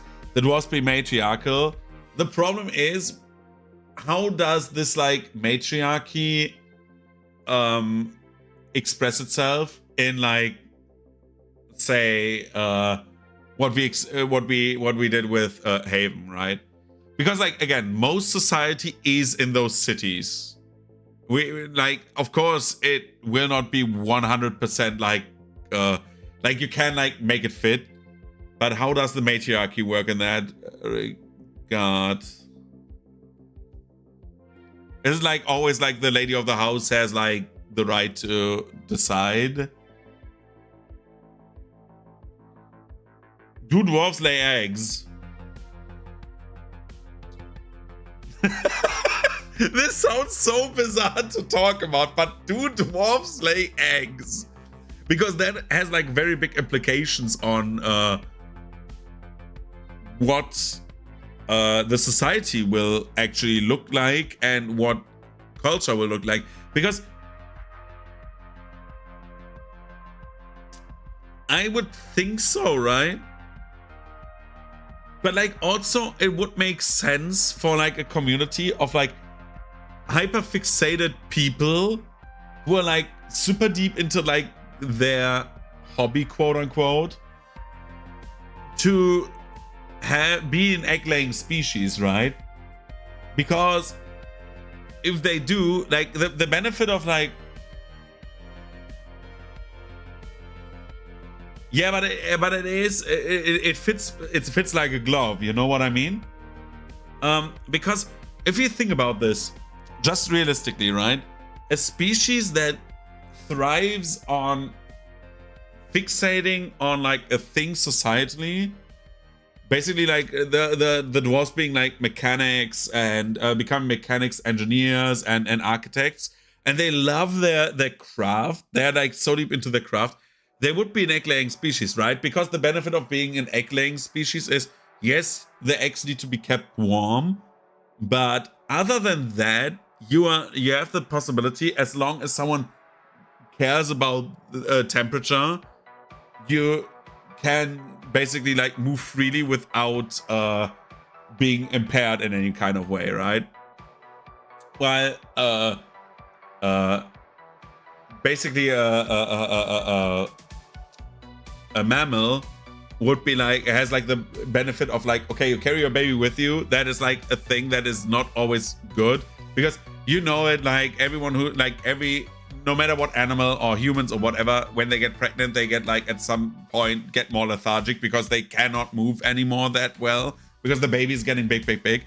But they get sustenance constantly, and with the eggs, with like egg-laying species, it's usually like they have the sustenance in there, but they are very simple when they come out, because they cannot evolve that much, right? Which is why like most egg-laying species had like stages, right? For example, like most insects come out as larvae, right? Because they need to be able to live, and the egg needs to have all the sustenance they need to be able to like move and eat, and then they over time evolve into like what they are fully. Which is why like also like many like fishes and stuff like that are very, very tiny and very, very meek, and they like evolve fully over time, right? They like fishes grow insanely like compared to like how they hatch usually. If you see like a shark egg, it's like so small, and then you see a full shark and you're like, oh. And that is like with mammals. Mammals grow also very, like a lot, but not as much as like other species do. Like egg-laying species. So yeah, I think dwarves in this setting would be an egg-laying species. If we go with the termite route, or like with like an insectoid route, where they like have like insectoid roots, I would say yes. We that is like something we should talk about when we go into like details of dwarves, halflings, and goblins and gnomes, because those are like important. Because 2 of the 3 shorter races nuked themselves, and the third one I feel like got hit in the crossfire, which is why many people don't want to bring them back, right? I will do the one thing. Egg laying, question mark. Getting back to religion and patron deities. So, patron of the dwarves. What is their edicts? What are their edicts? I think they are matriarchal. They have a matriarchy. Jesus Christ. It's... I don't know why in these streams my speech gets worse and worse the longer I talk. Usually it's like the other way around, right? The more you speak, better you get. But Jesus Christ, this time, no. So it would be like listen to the honors, maybe, of your matriarch.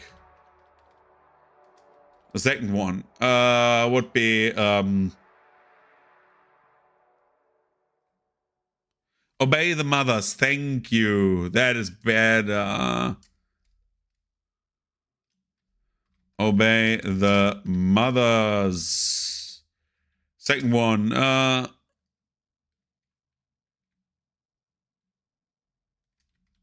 Become the best you can be in your craft. That is very, very obvious.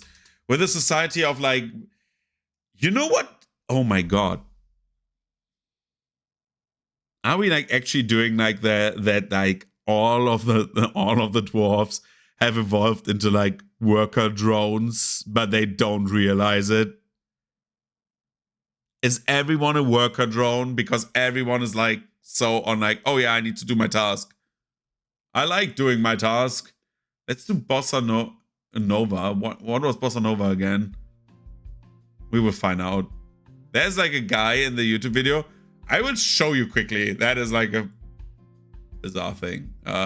So this is like a YouTube video, right? And there's like this guy or gal just sitting on the palm tree, and he's like, look at his feet. He will kick them now. Just see. And then there's this bird. And I think this is like a half-minute loop, because that bird mysteriously disappeared back here. And the server dude, if I saw that correctly, will disappear now. See? He's gone.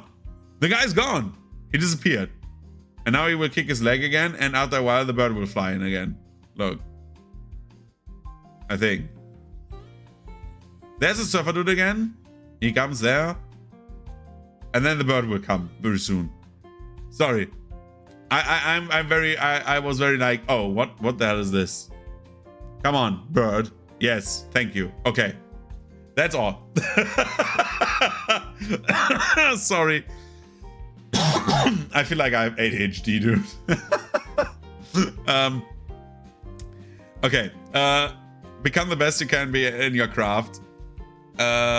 Improve yourself in your and your craft. That is better. Dude, I feel like I just throw out something and you just do the improved version all the time, which is okay. This is fine, but I find it kind of funny. I feel like 100% we got so much work done already on the setting, and I know we haven't done too much, but it's very fun. I need to repeat that. It's very, very fun. It's very different from the other approaches I did, and I think this is way more productive than what I would do if I would sit there alone with no one to talk to. Improve yourself in your craft. What do we take as like a last one?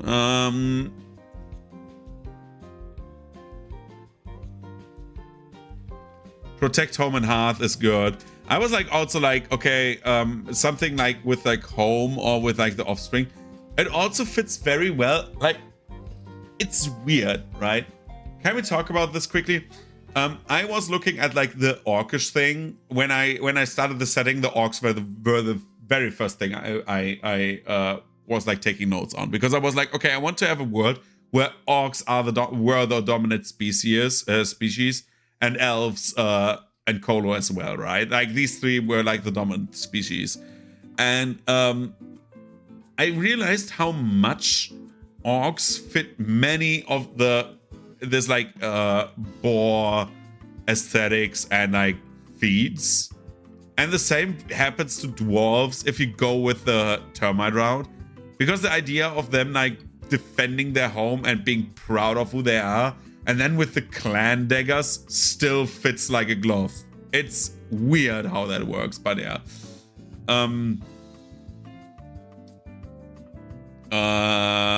What are the anathemas? Yeah, definitely. Clan dagger is definitely the one. We take what do we take here? Something in the direction, I would say it would definitely be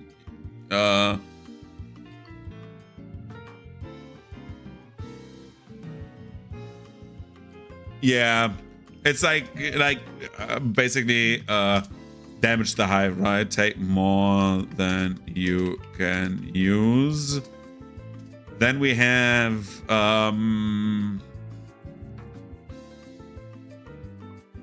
I want to do like something like usurp your or something like that, but that sounds so weird. Usurp a matriarch? Or unnecessarily usurp a matriarch? Like, I don't want to lock dwarves out of like being able to take down an evil leader who is like absolutely corrupt, right?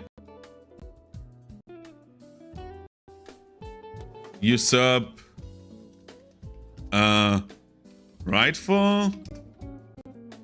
I'm a pregnant woman creature, yeah. I'm a pregnant woman. Okay. Well, a pregnant creature. Let's keep creature as like a general thing. I still have no word for we don't have lingo, but lingo happened so late during this. It happened for me like with like the other two settings I have running at the moment at like the last stages, where it's like, oh yeah, these are like words they use, because there will be a word we need to use for models, or like the civilized models, right? Like I always like that the people have like actually a name. I don't know. For example, the Colo. Okay, the Colo calling themselves Colo because in their language in this setting means free. That makes sense. But so just so you can like say something instead of like mortals. Mortals is so. Harm a pregnant creature. And the last one would definitely be what is like.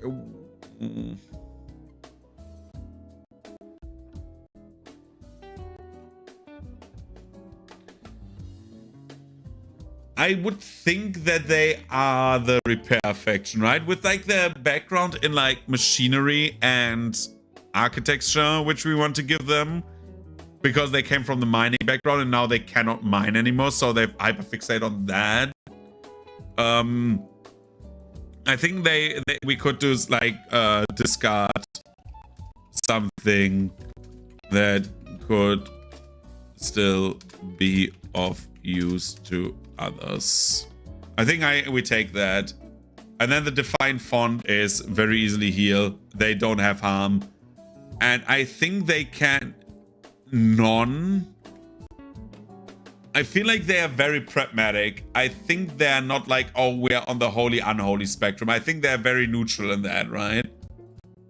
I feel like none would be wise, especially since it gives like an option for someone to be like entirely neutral and not being like on the. I don't think they're like, they would be like very moral creatures, right? But like, oh yeah, That's on the spectrum, all right. Yeah, I try not to say anything about like either like autism or like Asperger's or something like that, because it's like very in bad taste in that regard, right? But yeah.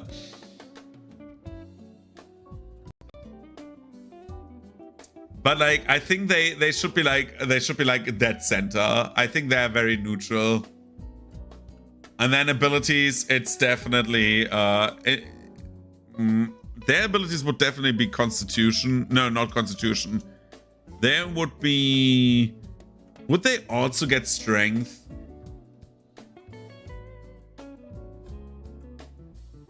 Yeah, I'm for Intelligence.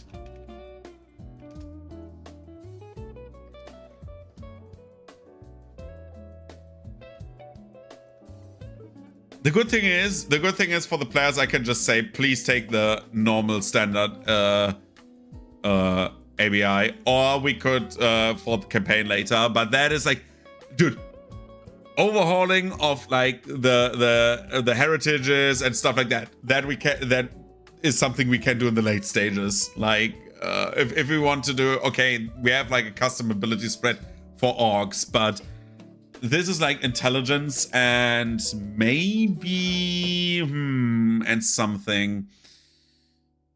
Strength would make sense for their background as like workers. Wisdom would make sense for their like understanding of navigation in tunnels.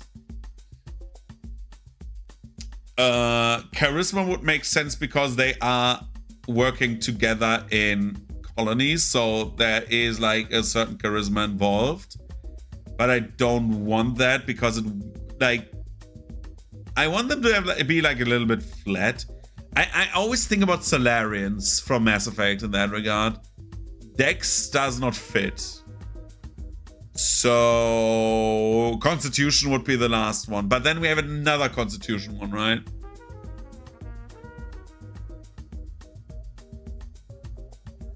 Yeah, let's take Strength. Yeah, I think Charisma would be circumvented in a hive mind. And if you evolve from that, like, I think they would be not the strongest in like, yeah. So what is the thing they are good at? Survival for the skill of navigation. Yeah.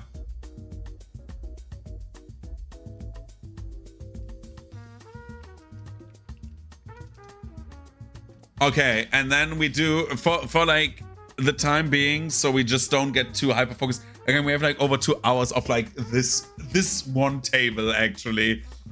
Patent deities of the automatons. So I feel like the automatons as like an artificial race should have a patent deity still that takes care of them.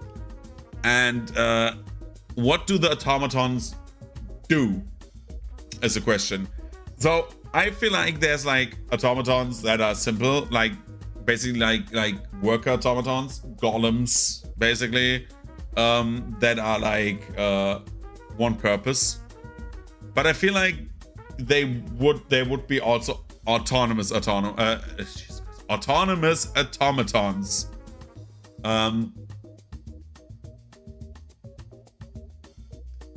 I can see they're very much like the Warforged from D&D. Not for war necessarily, but like as like a faction of robotic people who are created through aether and machinery, right? I think that is definitely a thing. I feel like a little bit like the puppets from Lies of P, where like they have a mind of their own, but they are the minority that have that, and the majority are one purpose automatons. I feel like that the minority of them has a free mind.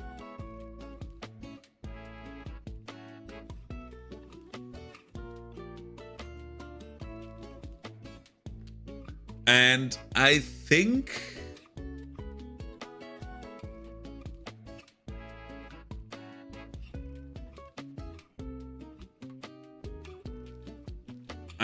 the automatons should have as an edict. With the automatons, we have not written at all. That's like the thing. The automatons is like they are like free. We can just as like a nice refreshing part, so we have like something new, right? We can make a new species page, you know. You can write a new species right now and say, I call them species because it sounds better than races, and they are actually species in that regard. They're like literally different things. So we go with a page, and then we say automaton. So we know that they were created by dwarves. That is clear. Young species. Well, they are a young species, right? Created before the Aether Flood.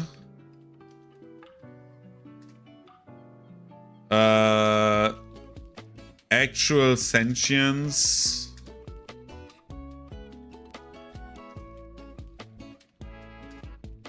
Happened after the Aether Flood, I think.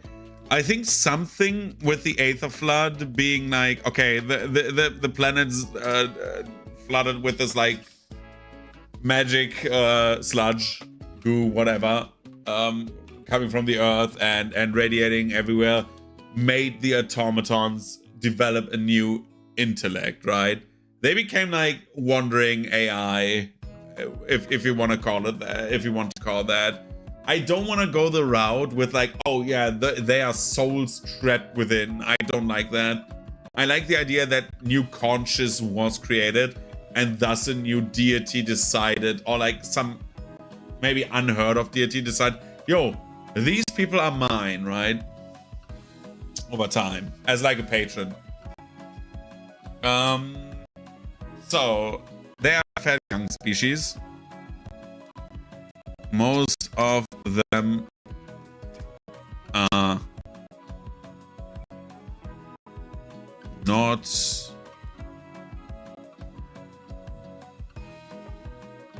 most of them do not really think. Minority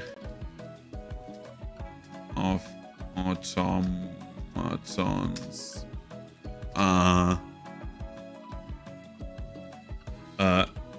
have developed free thinking. Do automatons die?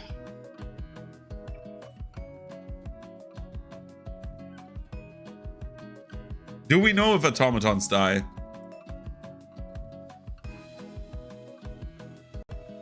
Do they die if they don't have aether to feed, like if they don't have like enough aether? If their batteries run out?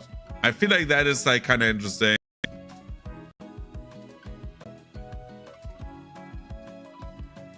We call it an aether core.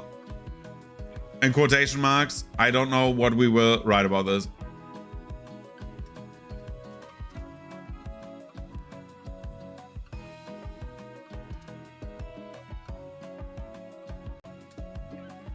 Workforce, some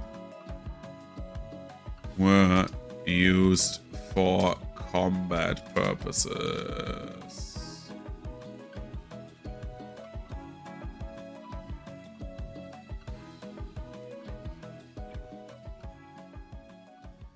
That is the question if they need to reboot. So I feel the automatons, I see them a little bit like the dwarves basically got machinery. They saw, oh yeah, pulleys and pulleys and switches.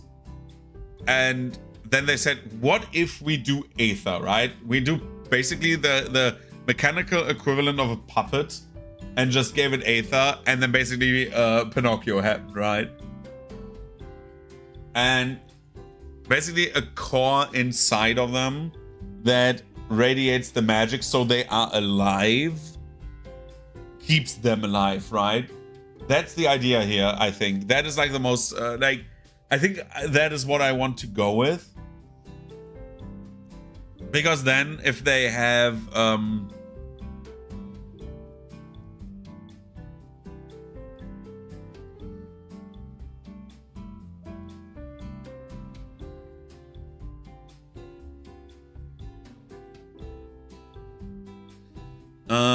do they need to reboot as a way to die and reproduce? Do the cores split at some point?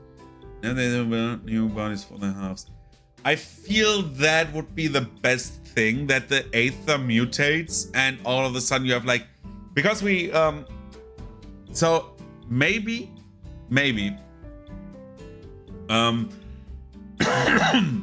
what we do is aether did run rampant in your settings, so maybe the aether keeps growing and mutating over time. Yeah, I was thinking about like how the flying cities work, right? Last stream we talked about it like very briefly, but we talked a lot about magnetism, right? Where like aether has like a charge basically, so there is like a theoretical north and south pole of the aether where it can attract or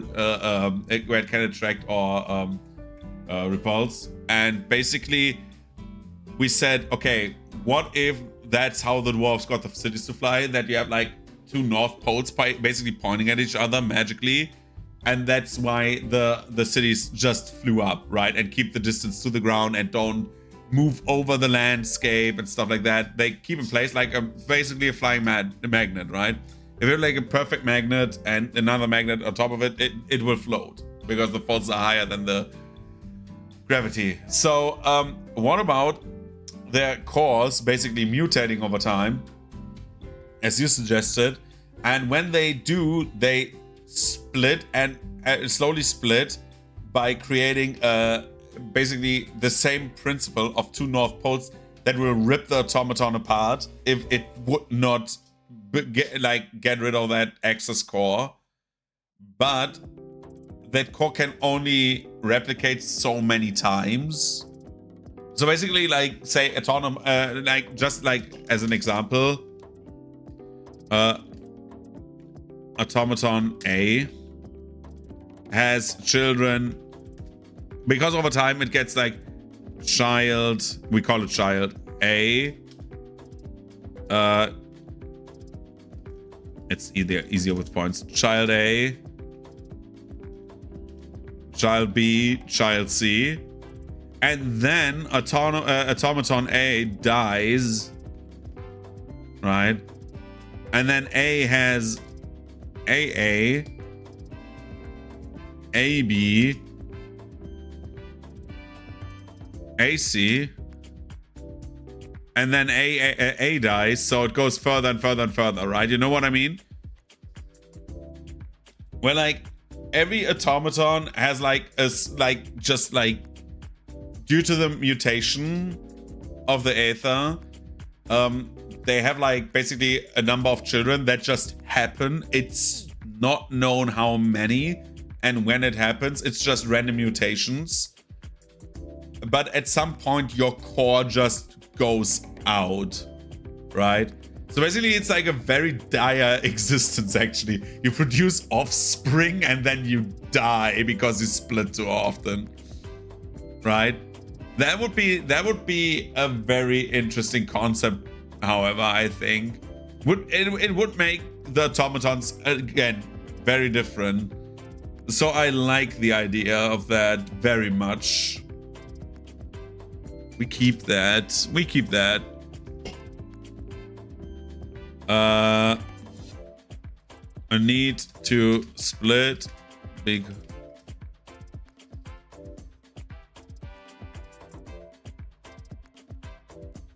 The two dying have to combine their core halves to make new cores.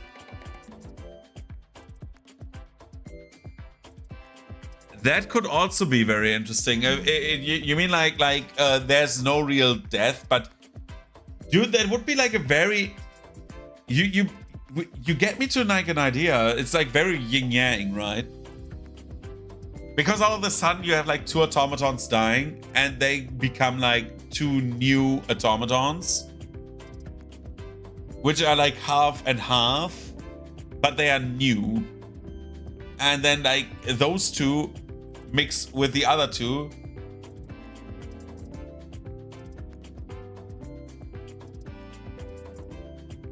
You have to find an automaton with a compatible core.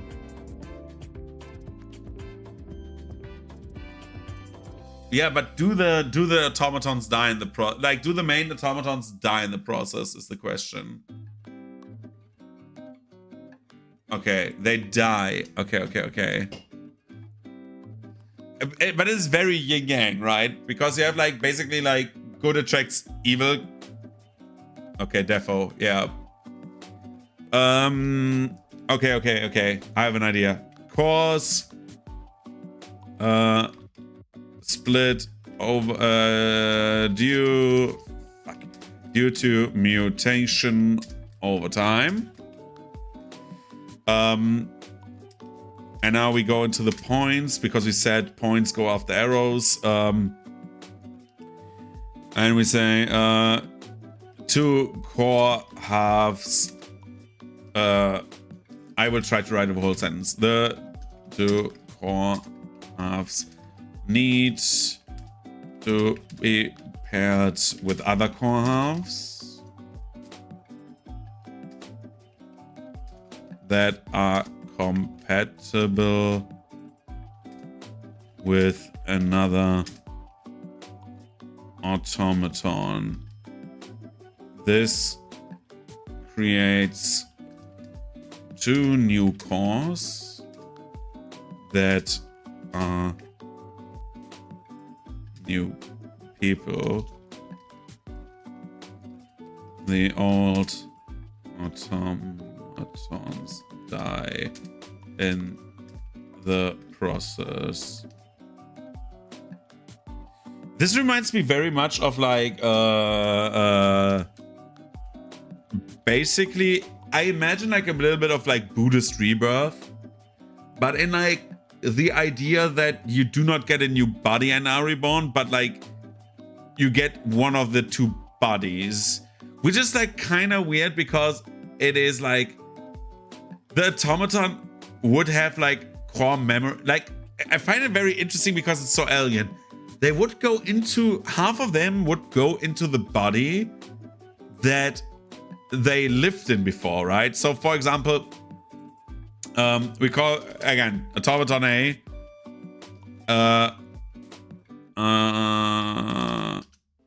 auto A, auto B, right? One dies and needs to combine with B, so it becomes AB, right? AB. And this one becomes, over time, BA.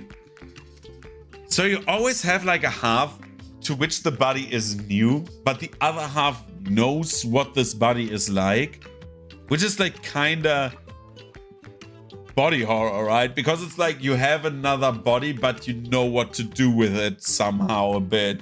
There's like some core instincts you have, but you need to relearn that body as well.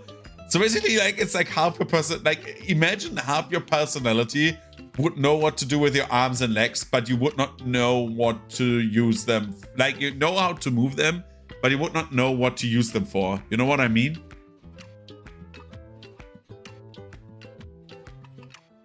It's a bit bizarre. Exactly. You keep the firmware, but you copy your hardware. Yeah.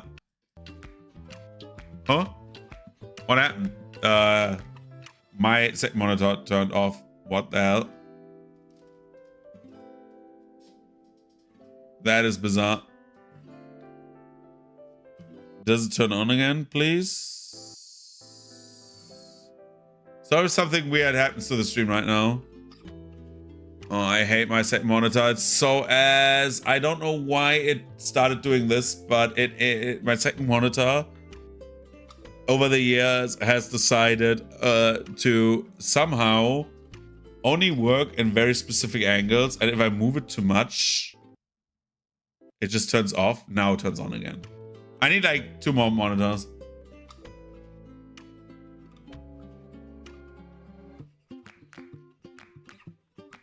Yeah, exactly. I mean, like, Elephant Graveyard would also be interesting, right?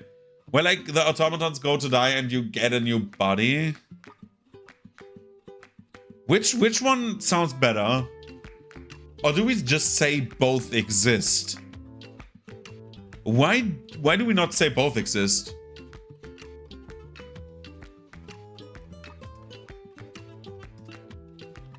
I find both very interesting. If a new body is not available, they would just put them in the old one. Right?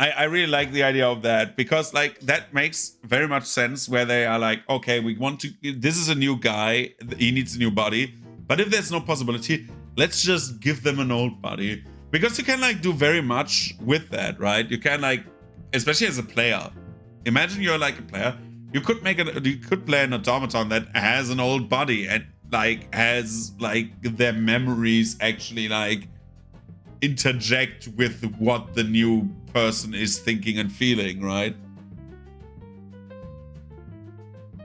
But I like the idea. It is kind of freaky, but it is very different. How long does an automaton live? Very important question. So again, like the longest species that are like on this planet are still like, I think, humans and orcs and like dwarves. Like they are like at the moment humans live like normally, and orcs, I would say, live similar. Dwarves become very different, because when they're insects they live way shorter.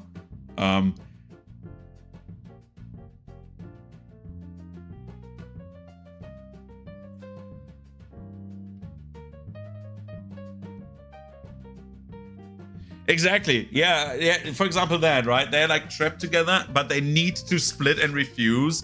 and now they're like this amalgamation of like the two over and overly fused together robots. You can do so much like body horror shit with that as well. I think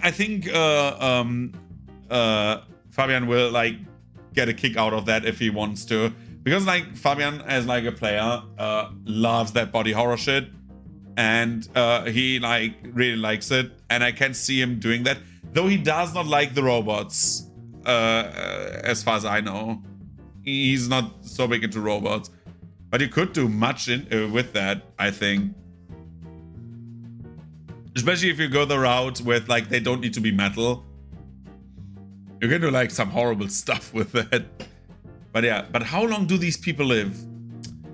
I feel like they would live for what? When do they need to refuse?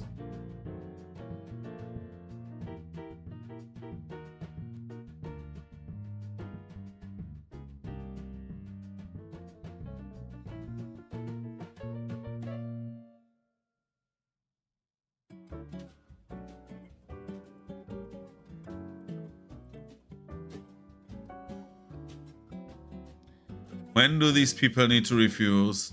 I'm thinking about like maybe every what?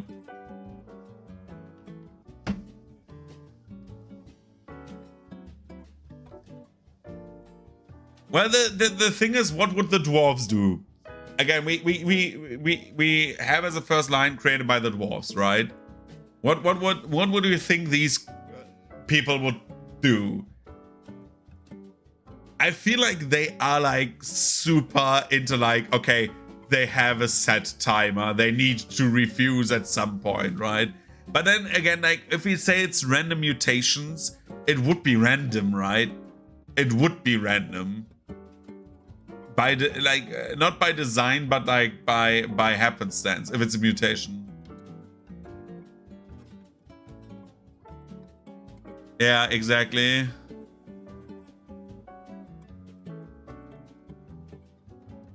I think, however, they do a random amount of time, right?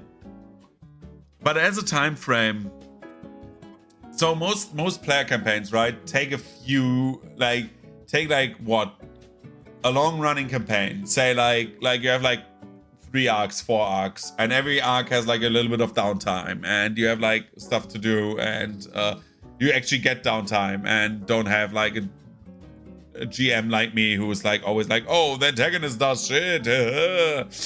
That would run for like in-game time a year, right? Roundabout a year, maybe max 2, depending on how much downtime you have. Like if you have like 2 times like 3 months, it's half a year where their characters have downtime. So would it be bold to assume that your character, again, in-game it's like 2 years, let's say the maximum of 2 years. I think most in-game time campaigns that would take longer are like basically JoJo's, where it's like an anthology of like stories over the years. How long did it take for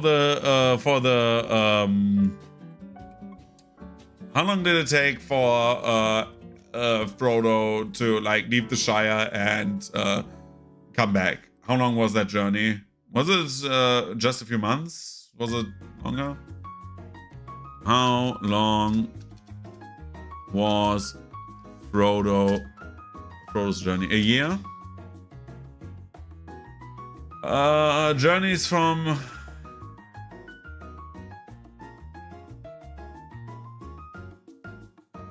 Actually, it thanks to a lot of the Rings project, we know that crossed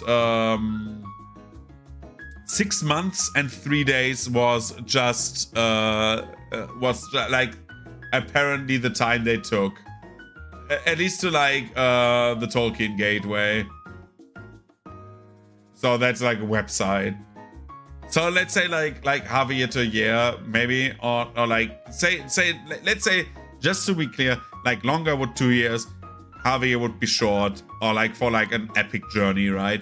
So let's say with the downtimes and stuff like that, because Frodo did not have downtime, 1 year.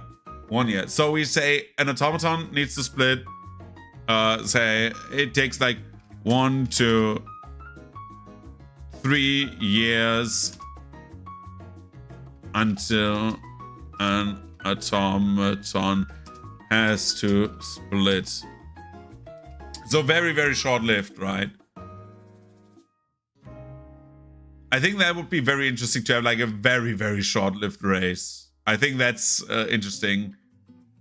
And just because like, just to have like, because the problem is everything will be new to them. And the biggest problem is you have like the mechanic of recall knowledge, right? How the knowledge is like, or like knowledge and memories of the previous automatons can be subconsciously accessed.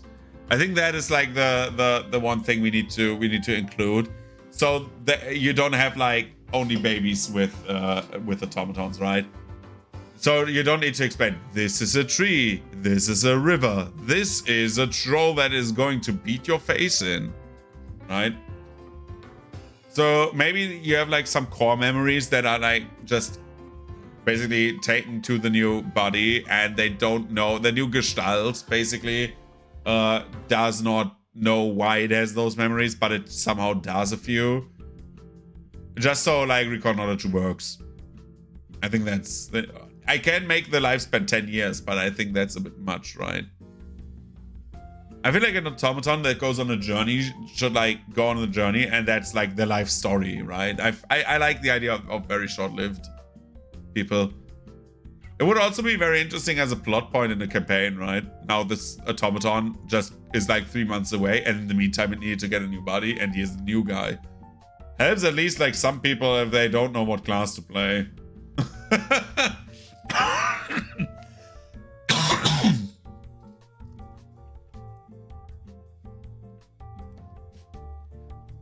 But then like some capabilities should like carry over as well, right? But yeah. But that would make them very adept at learning, right?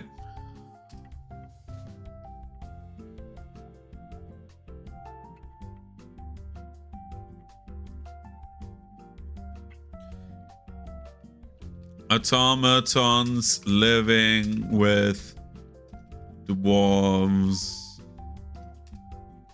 live only for a few months or weeks.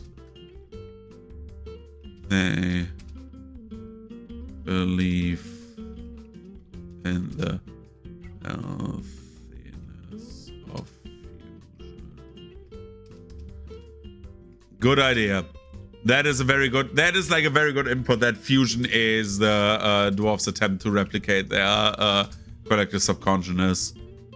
It is a dwarves' attempt of recreating their collective subconsciousness. You know that it is inevitable that you will also need to play this, right? Except if you leave our group, which I highly doubt, hopefully. I like if you like that would come out of left field, to be honest. If you're like, nope, sorry, I'm out. But yeah. Okay. We have this now. We now know all of this. So we could go back to religion and go a little bit deeper into what the patron deity wants of them, right? And the patron deity would definitely be as an edict.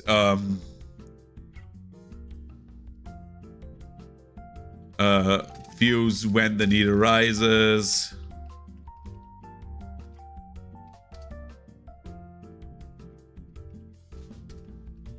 Carpe diem.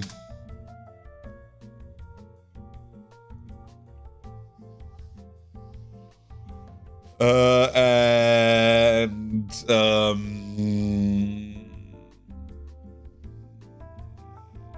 The last one would be.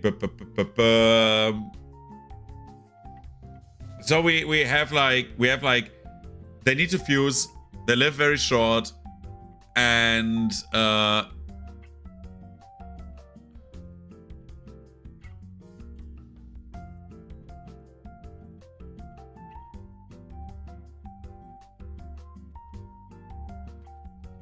yeah, it's better, right?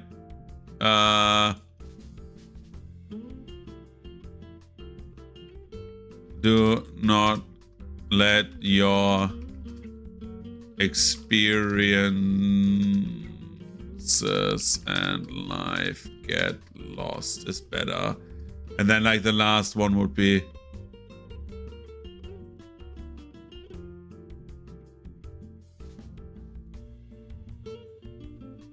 stick those more into anathema than edict.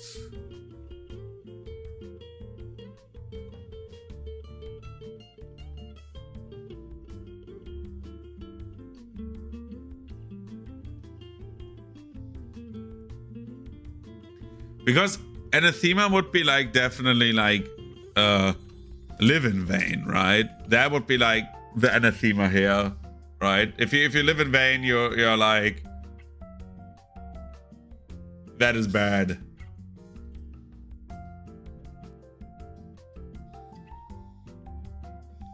Right?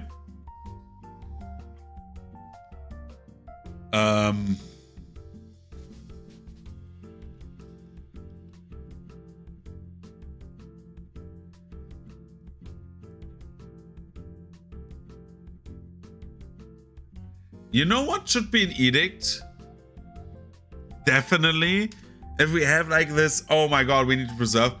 I have like a little bit of the, I know we're like, I know that we're like stealing a lot of stuff, but the Space Marine gene seed, right, is very similar to this. Not that, of course, not that like, it is like, oh yeah, you can make a super soldier out of this, but an automaton should not let a core go to waste or like be destroyed, right? Or like should save every core they can because that's basically their survival, right? Yeah, destroy relics of past life, yeah.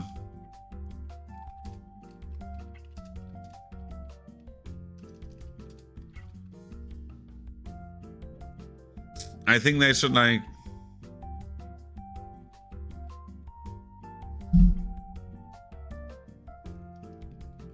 this, right? Yeah.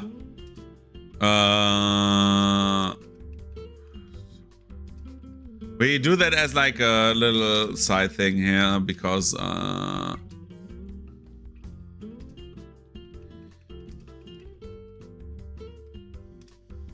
okay.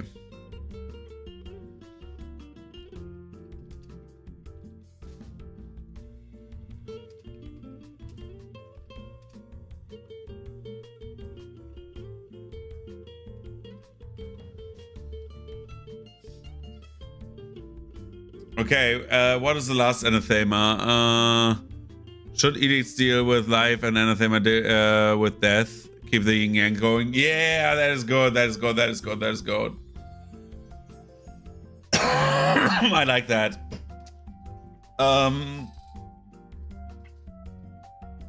So then we must kill this one.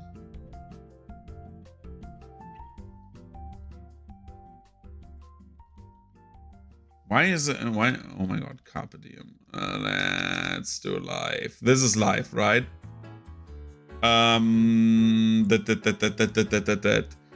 Live in. So then we do this. We put this away. So destroy relics of the past is death, right? We had like I would put them quickly here. We had like do not live in vain. I have we had like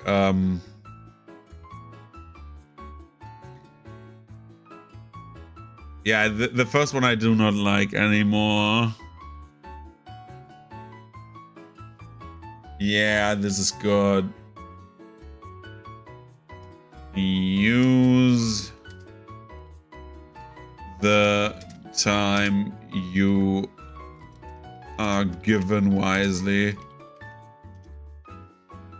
Okay, and now we have like destroy relics of the past is like one of them now.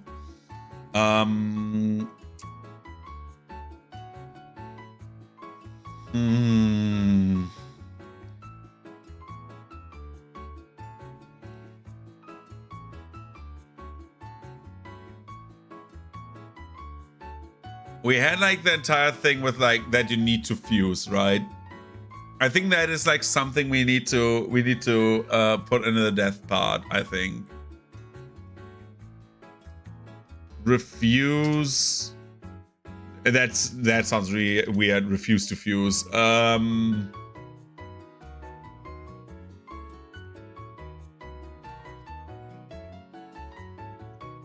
We could take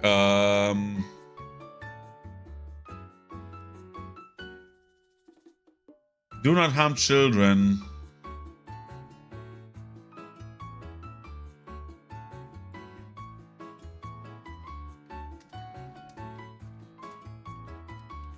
This should... I don't know if I like that, to be honest. The problem with it, I would put Carpe Diem away as well. But do not harm children. Do automatons actually, like... I don't want to sound like a dick who's like, I want to kill kids in Skyrim. But do automatons even give a shit? like would the guardian deity of like, or the patron deity give a crap about that? If they put like the childless species that lives for super short amounts of time, would they give like a crap about that? Like, honest question. I'm not 100% sure. Yeah, true. Yeah. See, this is why it's good that I have you here right now, because like I would have not thought about the dwarves right now.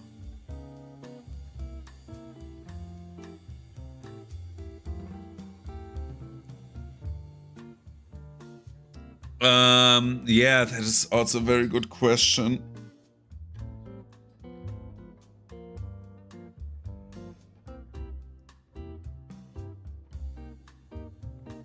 Okay, I agree with do not harm children. I like the idea that the automaton deity has edicts that are basically like the rules of robotics.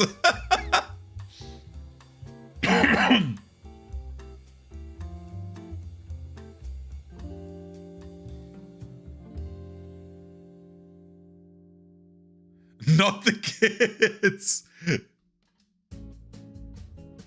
Second rule is egg salad is not good.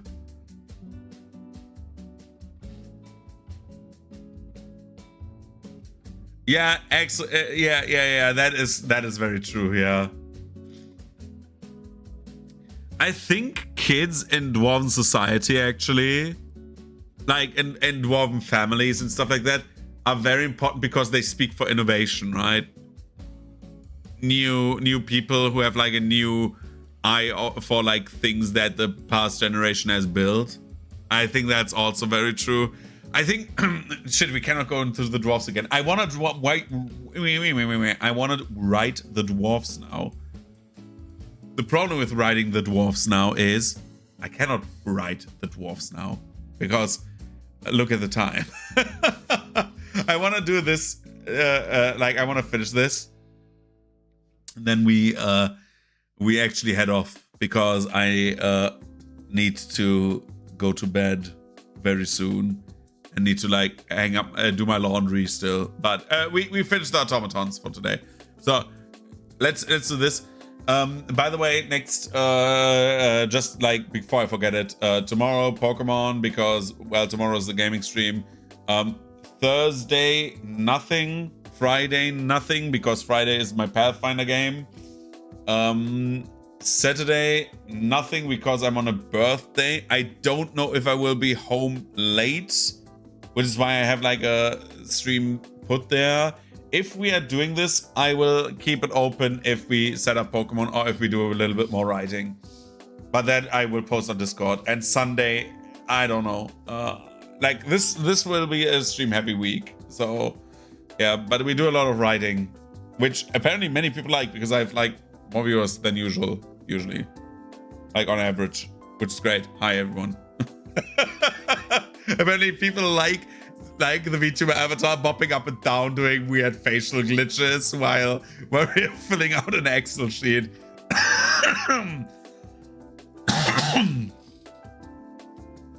So what could the edicts be still? Hit me with one. If we keep death related edicts, then we need to like think about edicts that concern death. So we have like save the tournament course when available. I think that should be like an edict. Do not prevent. Yeah. So then anathema is like prevent others from fusing, right?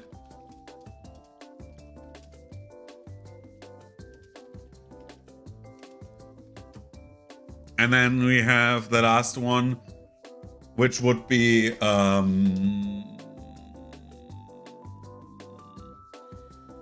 relics of the past lives. We have prevent others from fusing.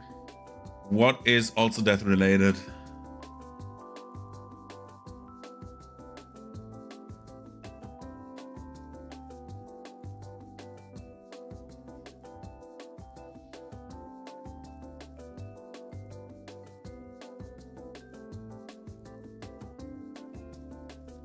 Prolong your life beyond reason. Yeah, that makes way much sense.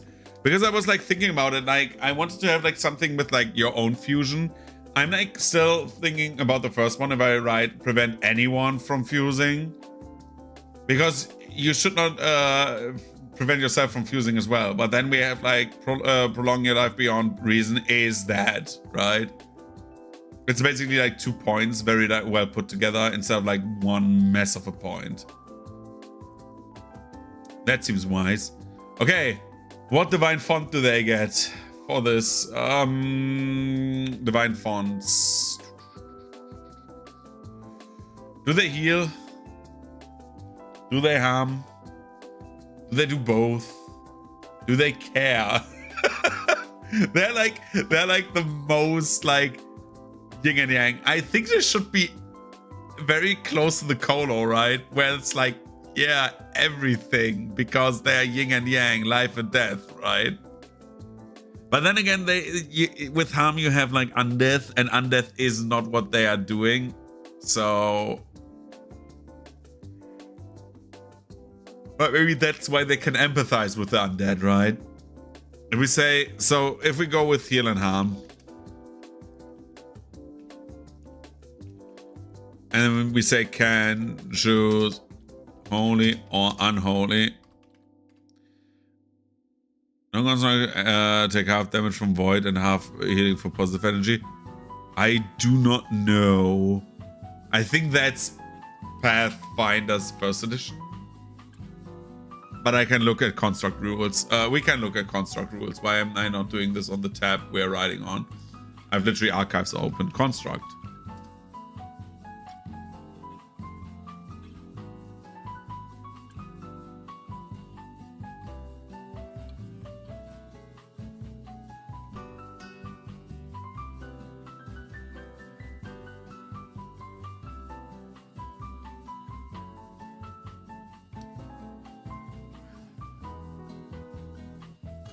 Constructs are not living creatures, nor are they undead. What does that mean?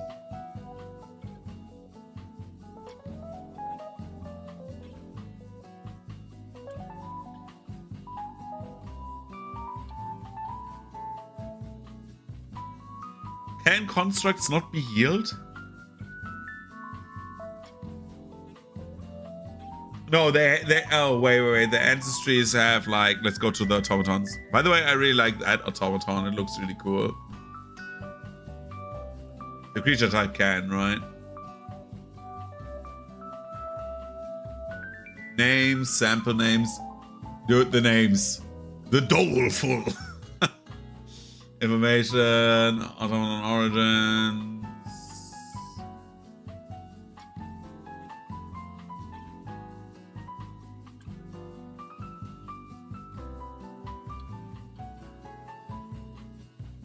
Automaton Corp.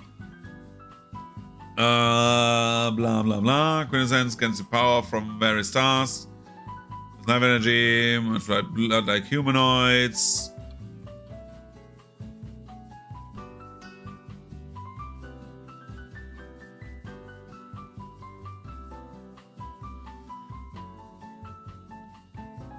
Nope, it's normal.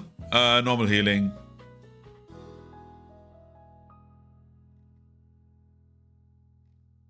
The automatons.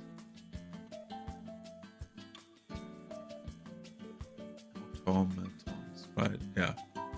The automatons are like is the construct deity our second harm only deity though?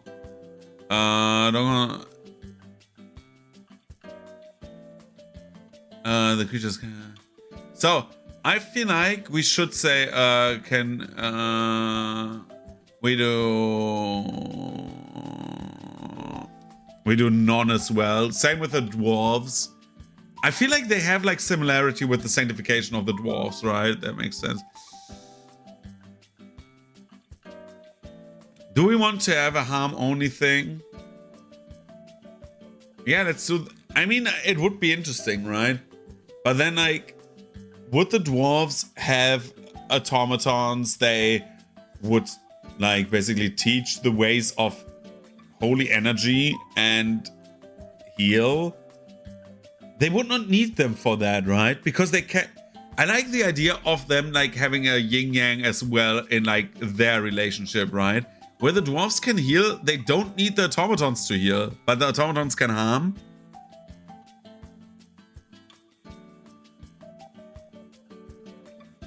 I like that idea.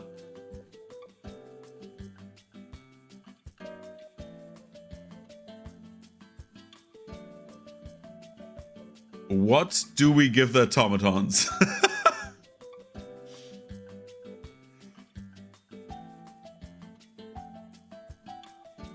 What do we give the automatons, dude? This is hard. This is actually hard. Because we have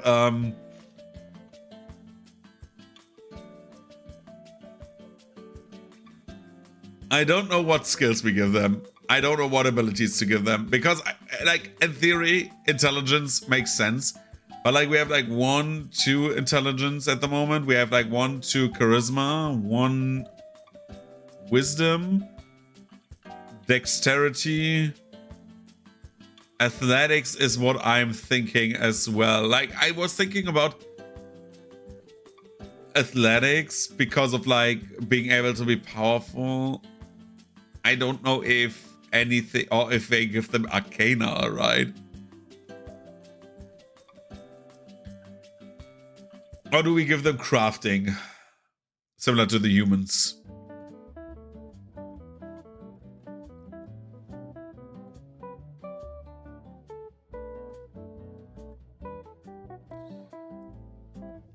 Athletics makes sense. Let's keep athletics for the time being. We can argue about that later, or like after we decide everything else.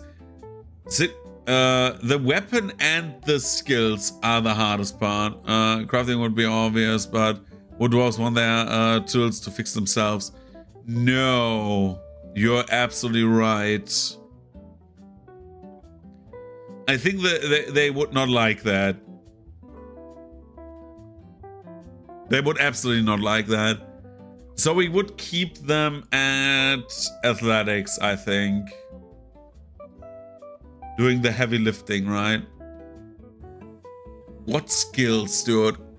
I cannot see them doing charisma very well, right? But we don't have much charisma. We have like 1 charisma with a Colo. No, we have 2 charisma. Sorry, we have much charisma actually. We don't have wisdom. Dex we have. We have 2 ints, right? We have 1 constitution because humans. 2 constitutions. So wisdom shouldn't be a common boon, in my opinion. Yeah, that's true.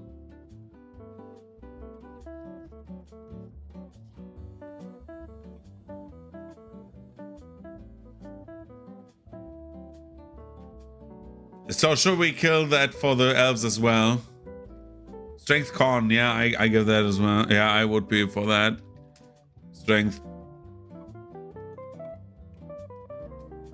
Constitution.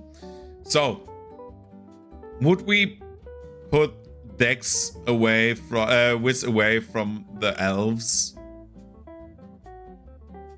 and give them something else? I actually like it for the elves because the elf deity is disappointed in their people's choices. Yeah, true that. Yes.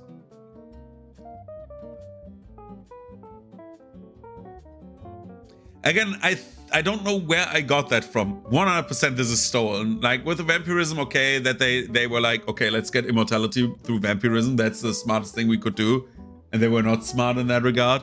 But like that the other elves decided, okay, the obvious choice to get rid of the vampire elves now is genocide. Is like a bit harsh. But okay. Anyways, what weapon do we give the automatons? I would give them, so we don't want to have like something tool related because the tools should not fix themselves, right? Like a hammer would not be the most ideal thing. Halberds because they were guards. Do we want to have halberds because they were guards? Were they? I mean, they were muscle, right? They were like assist. I actually said like we don't want Warforged, right? Because I didn't want to have like, oh yeah, these are one-to-one war robots, but the guards, with guards I can jive. Yeah, let's do halberds. Okay. We have 1, 2, 3, 4, 5. Just as an interest, how many ancestries are there?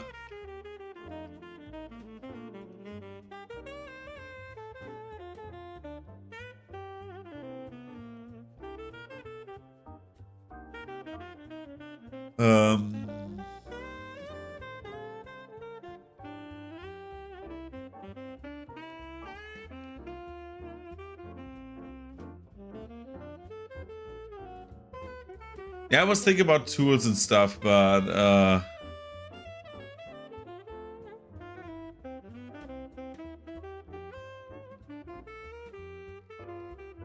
at the moment we have like exactly 50 ancestries, okay? Yikes. That's a lot. Holy shit. The good thing is most of them are not relevant to the setting, right? Because these 2 are dead. This one is probably dead. I know you like your small race, your small ancestries, but yeah, I think it makes sense why the others, why the elves say, okay, we wanna give the gnomes and goblins a chance. They flubbed because we flubbed as well, and they require a chance as well. And the others are like a bit pissy because they X the halflings as well. I feel like that's why the other species are like, no. Like every other ancestry is like the humans are like, nope. Oh, but we don't get the guys who did the Manhattan Project back, right?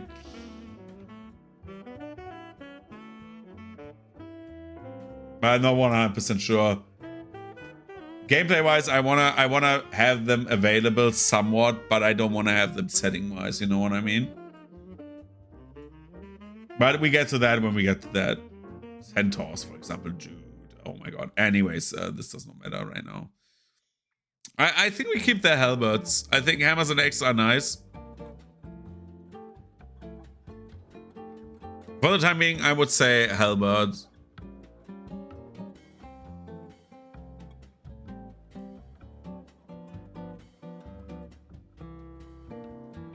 Players, but not global players. Yeah.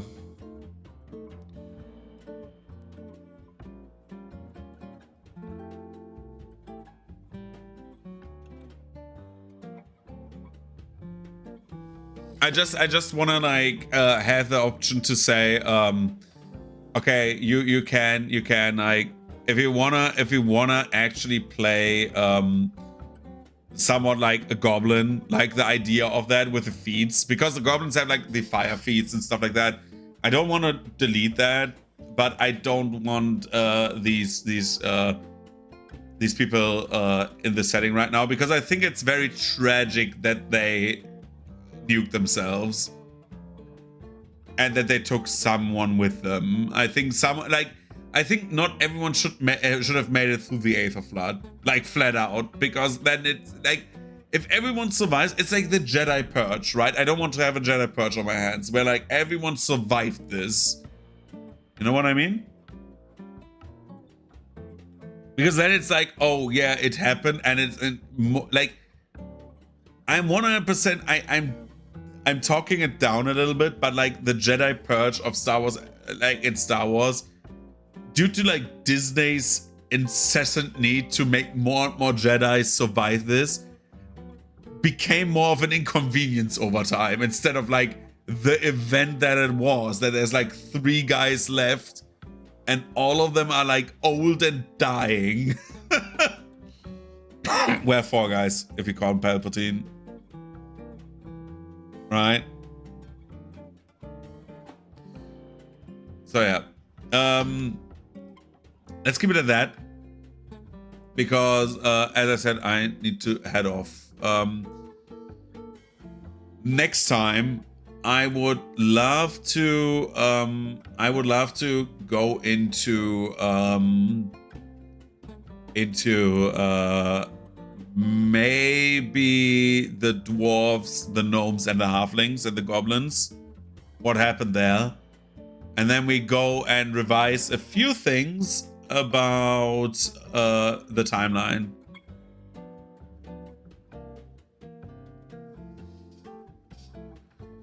Wash Yoda and so on, yeah. And that's the main thing, right? You have like so many like people that like also survived this, and I actually want to have this like, oh yeah, there's like lots of stuff gone that you wouldn't know from normal Pathfinder, right? But yeah, I would say I head off now, because, well, it's been 3 hours again. We did a lot of work today. Again, like getting this done for the stuff that we have already. I know that we don't have the domains. The domains are like still a work in progress, but we will hit the gargantuan task. Next time, I think we go a little bit deeper into the lore of the species, like of the gnomes, halflings, goblins, and dwarves, and go a bit deeper into like some other backgrounds, and we think how that correlates together with the timeline. Maybe next time, it could also be that next time Nedley is back, and if Nedley is back, they wanted to like desperately draw a map, because they said they can draw maps, and if they can, again, they did that beautiful fan art of my VTuber avatar on my Discord, which is like actually impressively good for someone who did it like in an hour or so. If that work keeps up, dude, I will actually like keep them as like someone who makes my maps if they enjoy it, because like that shit was impressive. Regardless of that, I will head off now. I need to head off. We will see each other tomorrow for some Pokemon. Just some whimsy, you know, whimsy. Yeah, you as well. Thank you very much, by the way. This is incredible. Like, again, this is so much fun to me, and the time flies so much, and spitballing ideas back and forth is so good, and thank you for that. Like, I think the quality of what I have written would have been only half as good if you didn't like intervene and stuff like that. So anyways, see you tomorrow, and yeah, good night everyone. Bye bye.